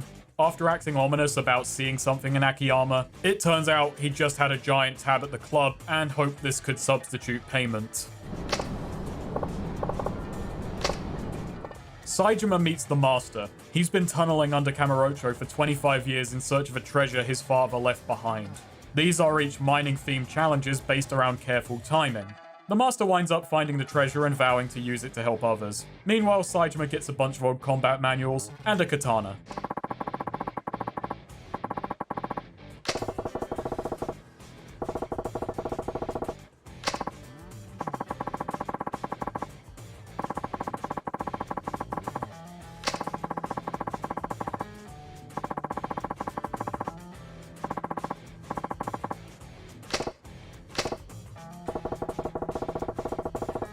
Tanimura is an odd one, running into Nair, part of a team of foreign cops hunting down a violent criminal, the man who torched her home when she was a kid. They lack permission to make arrests in Japan, and so Tanimura joins in to act as their liaison. The story is advanced by doing the exact same mirror match against Nair several times, in between going out to track down something on the police scanner. It all culminates in the ending of Yakuza 2, with the criminal turning out to be her estranged criminal brother. Kiryu's is anticlimactic, but in a way I do sort of appreciate. Upon his return, he gets a text from Kamaki. We swing by to visit, and we don't learn any new moves. He just gets damage boosts by facing off against free pupils. The fights are absurdly easy.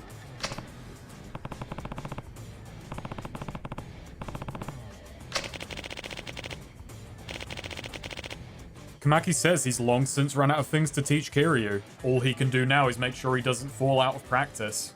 Each trainer having a little bit of plot attached to them makes them entertaining. It gives you something to latch onto besides new moves. I'll confess, I prefer a more scattershot approach to acquiring new attacks. It had a greater sense of discovery, you never quite knew what would get you new moves. This approach benefits from being player facing, but it's a little more sterile and can disincentivize experimentation.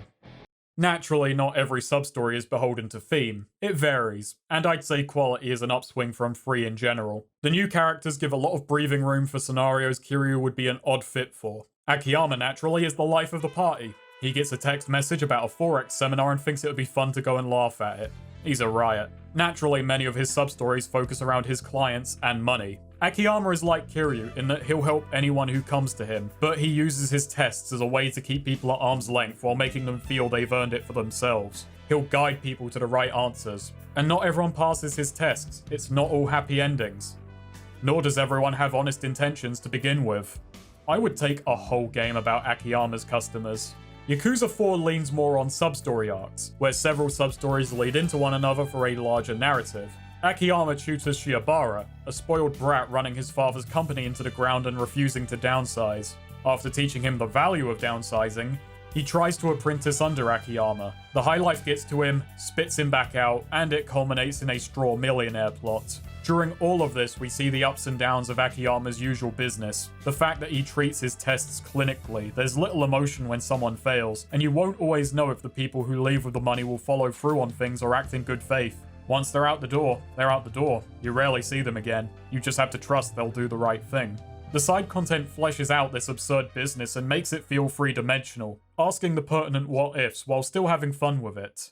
Saejima, meanwhile, has a lot of stories playing up how out of touch he is with the modern day. It's a well-worn joke, but carried well by his bluntness. It also has him lecturing young, more business-minded Yakuza on respecting the old ways. A theme that will get some main story play later on. Saejima's most memorable substories are focused around Tadashi, a young street urchin trying to drum up the money to get his sister back from a loan shark. Saejima steps in to take on the kid's debts, doing dirty jobs and butting heads with gutter thugs. This quest is memorable and cool for Saejima trying to be the man Sasai was to him, but I don't feel it gets as gritty as it perhaps should. Now, I expected a happy ending. I just didn't expect that all Saejima will do is talk a big game and use his body count to talk about the things he could do, while the worst he actually does is beat up some bastards and play bouncer.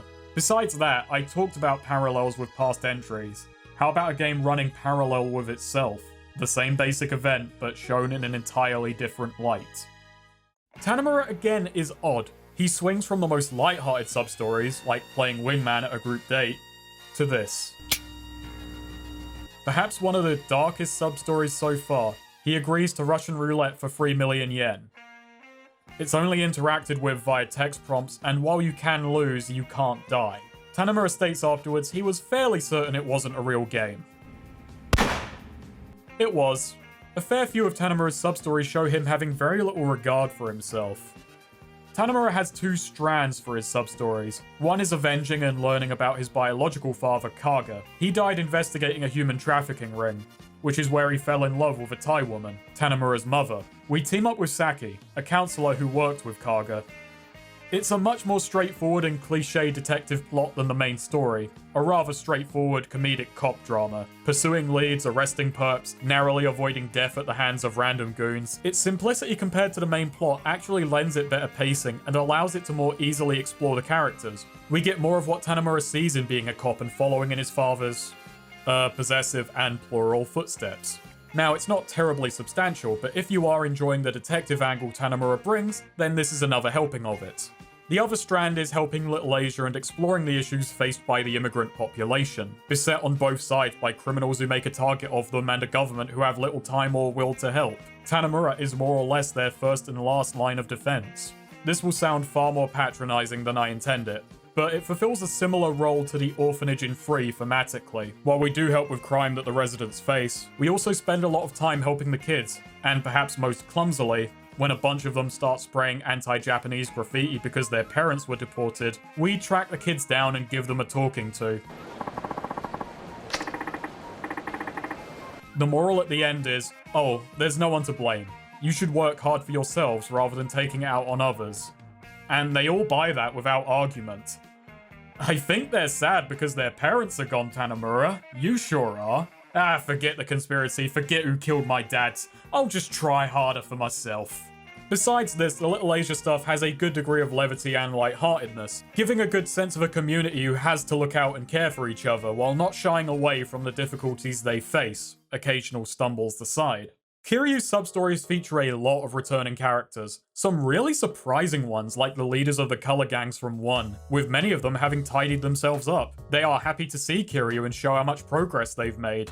Takashi tries to have the florist track down his dad to come to his wedding. And well, come the end of the quest, he has finally connected those dots.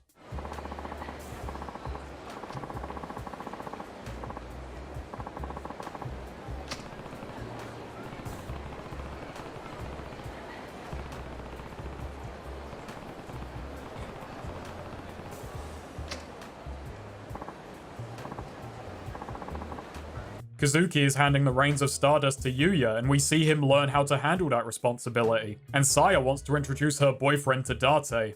Perhaps my favourite was reuniting with Barber. You remember Barber, the leader of the Bee Kings? Get out of here, Takashi. I did feel the urge to hit some balls today. I suppose yours will have to do. Well, he's now a famous pitcher who challenges Kiryu to home run one of his twisted curveballs within 10 pitches.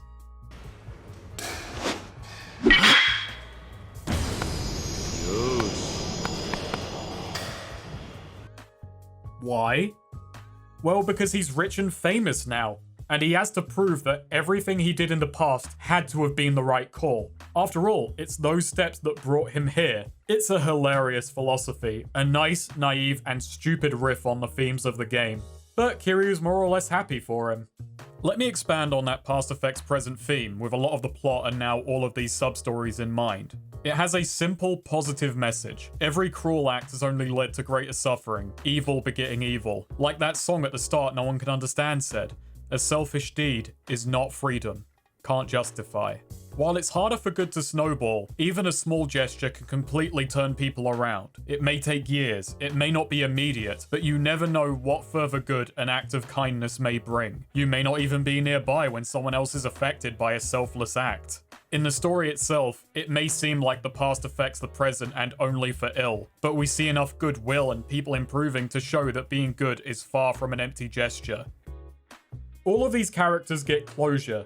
They are moving on to the next stage of their lives, with most of their pressing questions answered. This does lead me to wonder if 4 was at some point intended as an actual end to the series. Between all of these returning characters from 1, Akiyama tied to Kiryu and Munakata to Jingu, the dissolving of the Nishikiyama family and the motif of people succeeding Kiryu, there is a sense of finality running through all of this. And there are a few stories closed off until the Requiem chapter. I love these. They are chill as fuck, incorporating all of the playable characters and letting them bounce off of one another. There aren't many of them, but they're all good.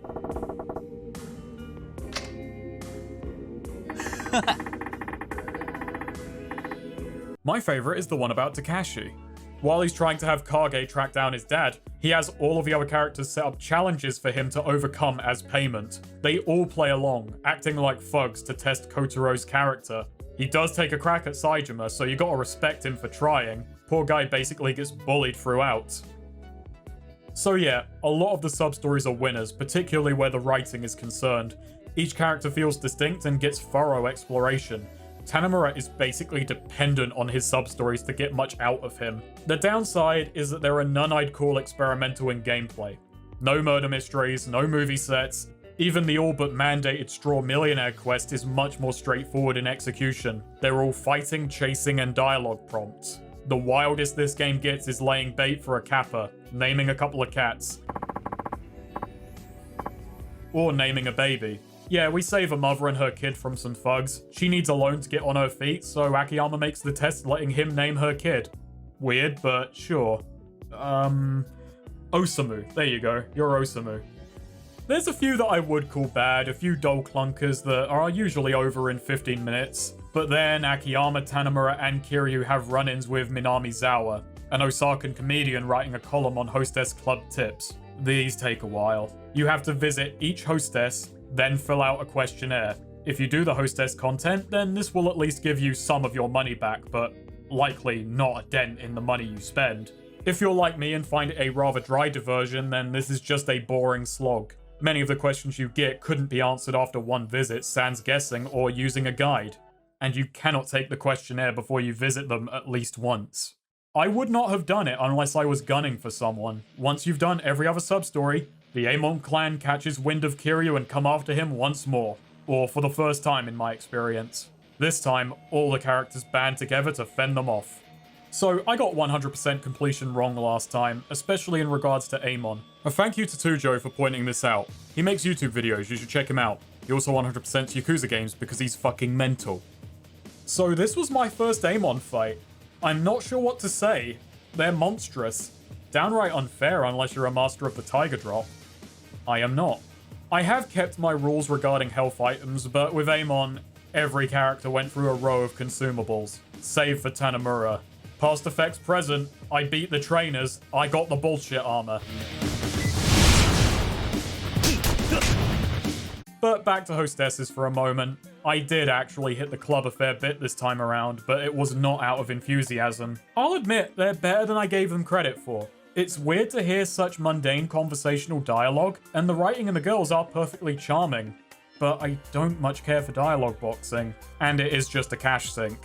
So why was I doing it? Well, it's because of the Colosseum and the imbalance this causes in leveling. Kiryu and Saejima have access to the arena, and can fuss hit max level if you do most of their content. With Akiyama and Tanimura, even if you do all of their content, you are still 2 levels away from max. And the only worthwhile sources of experience left lie in hostesses. I had to do 2 hostesses each, in more than one sense of the word. It took 4 rather dull hours. I'm sorry I'm ending the side content, which is generally very, very good, on such a low note. But, well, it was also the last thing I did before moving into a rather mixed finale.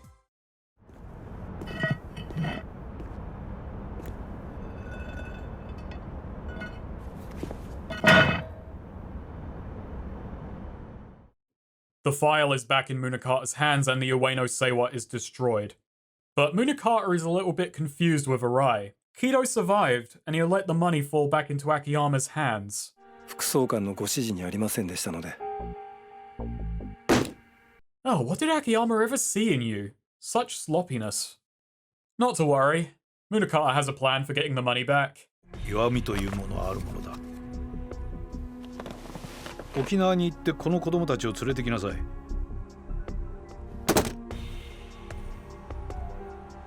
返事がないよ、新井君。まさか私の命令が聞けないわけではあるまい。Unfortunately for him, the best laid plans of mice and men often go awry. 私にも極道として、いや、警察官としての信念がありますから。The mood is sour at Serena. Akiyama and Saejima are reeling from the death of Yasuko. Tanimura desperately wants to act, and Kiryu gets a call from Haruka. Hamazaki がどうした？ついさっき亡くなっちゃった。 With his dying breath, Hamazaki asks that Kiryu protect the Tojo from the cops. おじさんと冴島さんにもこのこと伝えてくれって。わかった。それで浜崎の遺体は？朝顔の方で一旦引き取ることにした。それでよかった？ Yeah, Kiryu's gonna be gone for a while, so it's good to have an adult about the place. 冴島。復讐ならせえへん。俺には警察の不正とかそんなんはどうでもいいからな。Kiryu relays the news of Hamazaki's passing and his final request, and throws in a speech that I do not buy for a second. 40年も生きてやっと分かった。俺もあんたも自分に正直に生きてはならない人間なんだ。常に人から何かを託され、常に何かを守らなきゃならない。俺はこの数年、そんな自分の運命に抗ってきた。Remember what I said about this game feeling like a finale? I think this speech just exists for itself, to give a sense of character resolution, even when it really doesn't mean anything coming from Kiryu, who has never ran away from helping others. Now what he really means is, I should carry my burden to the Tojo, which he shouldn't, but hey. Oh well, the other two are in, and Akiyama's got a plan. They'll lug all the money to the roof of the Millennium Tower, make sure all involved know it's up there, and hope the plotters go after it, crashing into each other in the process. Then all they have to do is turn up and beat everyone's asses. え？こういうのやめません？ちょっと古臭いし。いいからいいから。こういうの大事なんだって。さ、手出して。わかりましたよ。あ、佐島さん？軽い感じで話しちゃいましたけど、一歩間違えば普通に死ぬかもしれない賭けだ。覚悟はできてますね。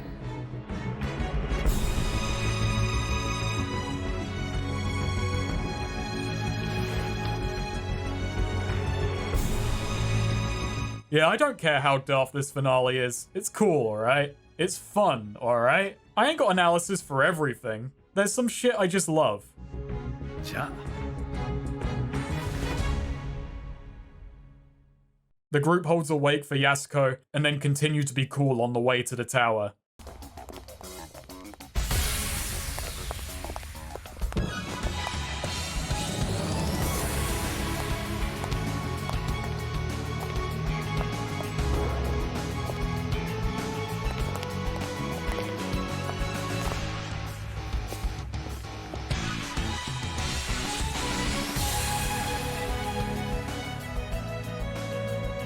さあ、誰が来るだろうか。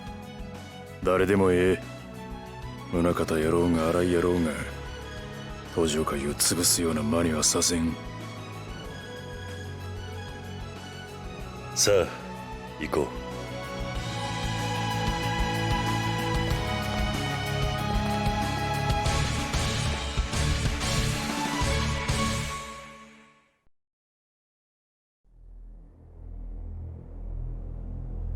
Up on the roof, Arai, Daigo, and Kido run into one another. And well, Daigo may have been off screen, but he has used that time to effectively mismanage.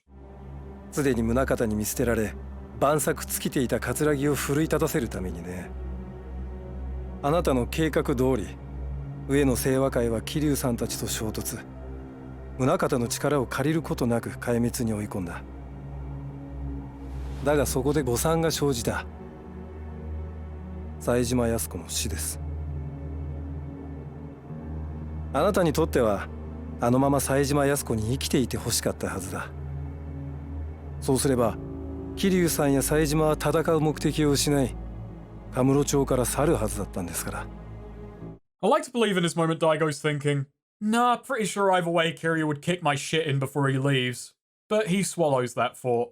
驚きだな。そこまで分かっているとは。Arai accuses Daigo of betraying the clan for a pile of cash. Daigo spits back that he doesn't have a choice. And I must say, Daigo, my man, have you heard of Sky Finance? 組織の基盤を再構築する必要があるんだ。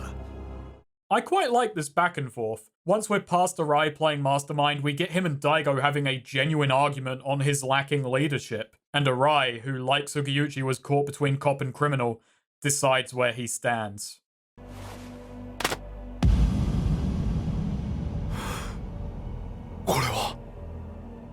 But before you set yourself too far apart from Sugiyuchi, the not quite dead scene thief Munakata comes in with a speech so pompous, I'm surprised his own men don't open fire on him.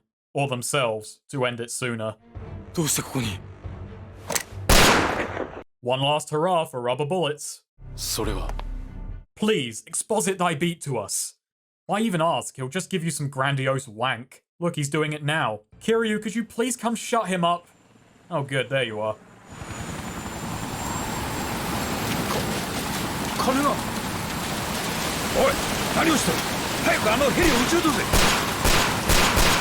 Oh boy, more evidence.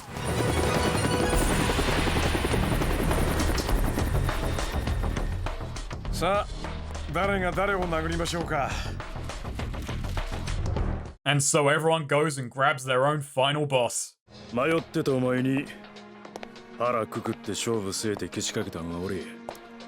Sage, not gonna lie, I'm completely unimposing next to you. お前には悪かったと思ってる。登場会をお前一人に押し付けたのは俺の責任だ。だから俺もう逃げない。Does this mean you're coming back? Nah, I'm just gonna become a cabbie after I break your legs. Sounds fair? Fair? Got it? I'm putting you away for the crime of being flat and boring, you old fuck. Akiyama! Holy fuck, calm down there, Shun. What follows are 3 very easy final bosses. Perhaps being put back to back caused some trepidation about making them too tough for fear of fatigue. Arai, Kido, and Daigo aren't pushovers, but they're not quite ending material. Akiyama's moveset makes Arai absurdly easy to shut down. Kido doesn't have the speed or combos to counter Saejima, who can just toss him around like a ragdoll. And Daigo, well, he's come a ways from that back alley, but he's Daigo.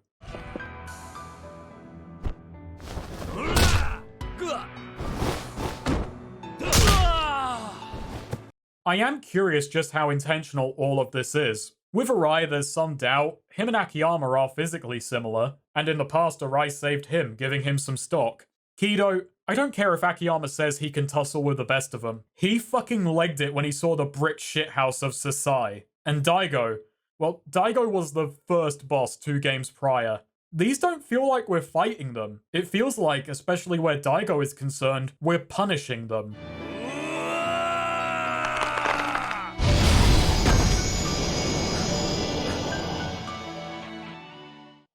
And as we cut to Tanimura, he seems to say as much. この町にはね、たとえ相手が100人200人いようが、たった一人で戦う人たちがいるんですよ。And maybe, besides just being a scene stealer, Munakata also nicked all the difficulty for himself. それじゃあ、現場捜査の時の感覚、数十年ぶりに味わってもらいましょうか。やれ！こいつは早く殺せ！副総監、いや、宗像静止ろ！お前の野望はここで終わりだ。覚悟しろ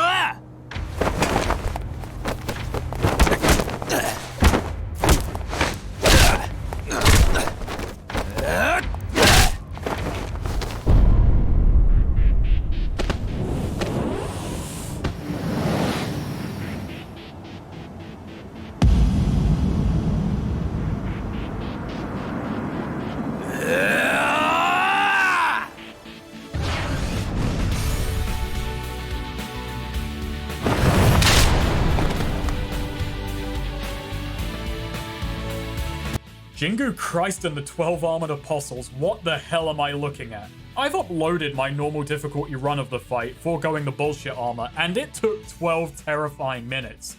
This fight is hell. As is thematically appropriate, it's a bigger, more annoying version of Jingu. Way too big. Far too annoying. You have to pit Tanimura's pitiable crowd control against an aggressive army of arseholes, several of which have mini-boss health and fucking knives. Meanwhile, Munakata runs away and takes pot shots. Tanimura is simply ill-equipped to tackle this. Too slow to pick away at foes while avoiding Munakata, too slow to keep pressure on the man. His grapple too dangerous to use and his parry not quite good enough for bullets. It's an awful fight. not fun, and not even remotely fair. Now, narratively, I do understand why Munakata is like this. His whole deal has been that he manipulates others while never exposing himself to danger. He's only threatening when he has control of a situation. Deprived of that, he's nothing more than a cowardly blowhard. After his fight, we see Tanimura start taunting him, and all of his pretense of ambition and justice are stripped away, and he is shown to be a simpering child.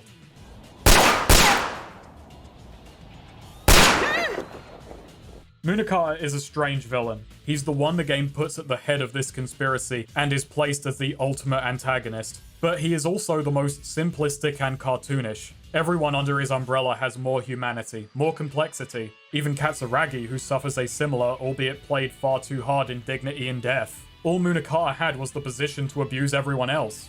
I don't necessarily find this disappointing. It makes every other villain that bit more sympathetic that at the end of their bullshit zany scheme was a man with an inflated self-worth in the right place at the right time to pounce on them.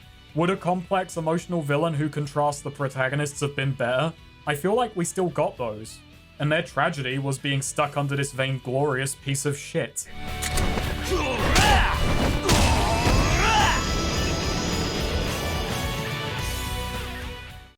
Arai, now surrendered, will come over and stop Tanimura from executing Munakata, saying that death would be too merciful for all the suffering he caused, and saying to Munakata that they deserve to be turned in.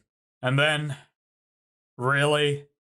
Not giving him the gun, giving him the power to make a speech. その警察の顔役たる私が逮捕されてみろ。バカな一般市民は混乱するだろう。そんなことを警察が許すと思うかね。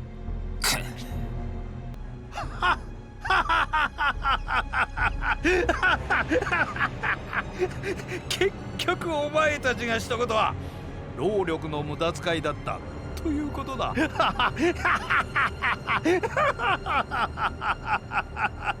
じゃあ本当にそうか試してみようか。何？よし、じゃあやっちゃって。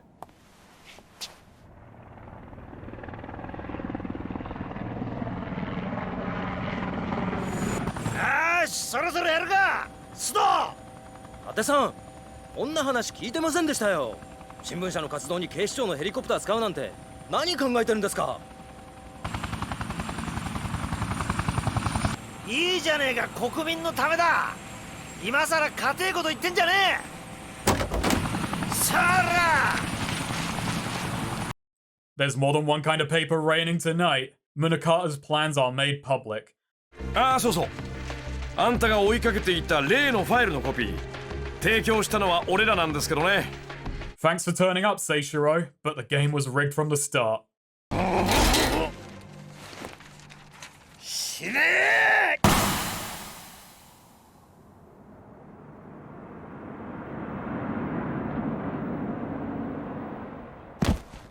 秋山。秋山さん。くそ。おい秋山、秋山、大丈夫か。秋山。秋山さん。おい秋山、どこを撃たれたんだ。大丈夫か。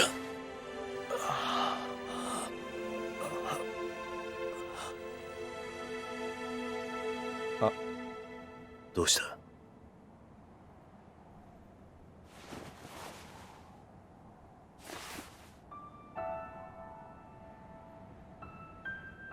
これ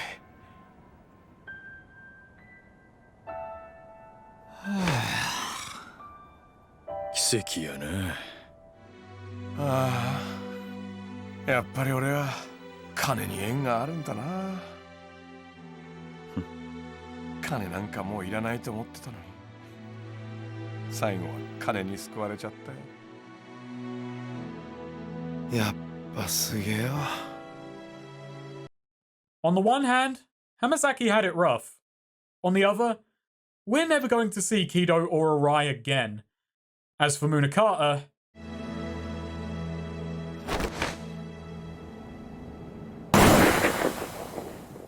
I'm sad to say, we're not getting a post-credit scene with him in jail.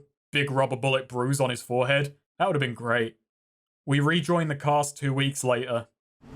やっぱ40超えると人間長話が好きになんのかね。Yeah, after your part, you're not one to talk. Hana returns to the office, realizing that, well, she needs to be with Akiyama.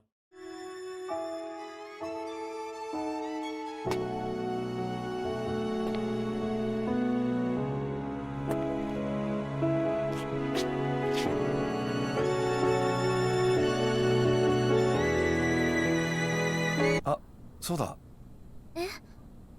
本来の特選焼肉弁当あるけど食べる？そろそろ花ちゃんが帰ってくるんじゃないかと思って買っておいたんだよ。そんなに痩せちゃったらお腹も減ってるでしょ？ね？社長。Date is rejoining the force. And Kiryu, why the hell are you still here? お前の方はどうすんだ？そろそろ行くのか？ Yeah, Hamazaki is probably ripe by now. But there is one last bit of business at Tojo HQ. And that's Yakuza 4. I love it. I really do. It's still a bit of a mess. I can explain it until I'm red in the face. Who does what and why, what a character's deal is. I can say, no, he's meant to be such and such. And I will, because that's the game. The issue is, none of that can really matter set against Conveyance. There is something to be said for being clear and concise, as this several hours long video is allowed to say near the end. The previous games get across more clear, stronger, resonant stories in much shorter timescales, but Yakuza 4 wants to be complex, and with that comes pitfalls. I can't blame people who I feel misunderstand it. It's a game that has one of the most layered plots in the series and genuinely sympathetic villains set against a few unrepentant monsters. It uses information overload in character speculation and sheer amount of things happening to bury the lead and perplex the player. And there's a reason a lot of media goes for more straightforward red herrings than just dumping bullshit on you. Each character is tonally distinct, their plots plotted and paced differently, and while it's a cool effect and one I do enjoy, it also means if you only like one style of presentation, you're not going to get very much of it. Where I feel Yakuza 4 really struggles is in emotion. There are many powerful beats, but they feel stuffed into certain sections of the game, while others run flat. The old interwoven nature of emotion, motive, and mystery is often fractured, with few scenes managing this balancing act, let alone doing it with an economy of time. And without clear emotion and motive, it can be hard to follow why certain things happen. Subtext becomes impractical and the sheer mountain of details renders it needless, despite the fact subtext can save time and reward an attentive player, and make characters more memorable. Yakuza 4 feels like an attempt to be the opposite of Yakuza 3. Yakuza 3 was a game large in scale that felt small. A small group of characters with, at the end of the day, very simplistic motivations set against high emotions. Yakuza 4 is an attempt to make a small event feel gargantuan, a large cast who have competing wants. I don't think it's unfair to say it goes too far in the other direction. In all of this, there are enough moments that land. The treatment of Kiryu gets a bit flowery towards the end, but his position as a legend is an indulgent joy. Akiyama's chapter shows a very different side of Kamurocho. His low-scale politics are exactly the kind of thing that appeals to me. I just adore how stylish the finale is. All of the characters teaming up for a big showdown. And the gameplay side is great. The new fighters each bring something new to the table, and while I think Tanimura has an uphill battle with his own game, his gimmicks are at least fun when they're allowed to work. There's a wealth of side content. While the big minigames aren't quite there yet, the sub-stories make for a varied and entertaining mix. It's still a suite of content. I talked about finality with sub-stories, and now we have the Saejima family inauguration, as well as the explicit idea that there are men in Kamurocho willing to fight for what's right, relieving Kiryu of his need to defend Kamurocho and the Tojo. If this was the final entry, well, I wouldn't be happy with that, but I could see it. It's about the successor of the legend, after all. Not that it much matters now. We know this isn't the end. Yakuza 4 is 10 years old. It's a contentious entry, and not without reason. Loved and loathed, sometimes both by the same person. I know where I stand. And I hope this videos, have been a fun and interesting watch. So that's it. That's Yakuza 4. I'm gonna need a while, obviously, before I go to Yakuza 5. But it will happen, one day. And it will not be as long as this video. So this was Snakera. If you want to support these videos, please spread this around. Your friends will tell you to sod off when they see the runtime, but I'll appreciate it anyway. If you want to support me more directly, get access to a Patreon Discord, read my scripts and get access to bonus videos, you can pledge to my Patreon. The lovely people scrolling past have already done so. I hope to see you all next time with something a little bit shorter. Oh boy, my throat hurts.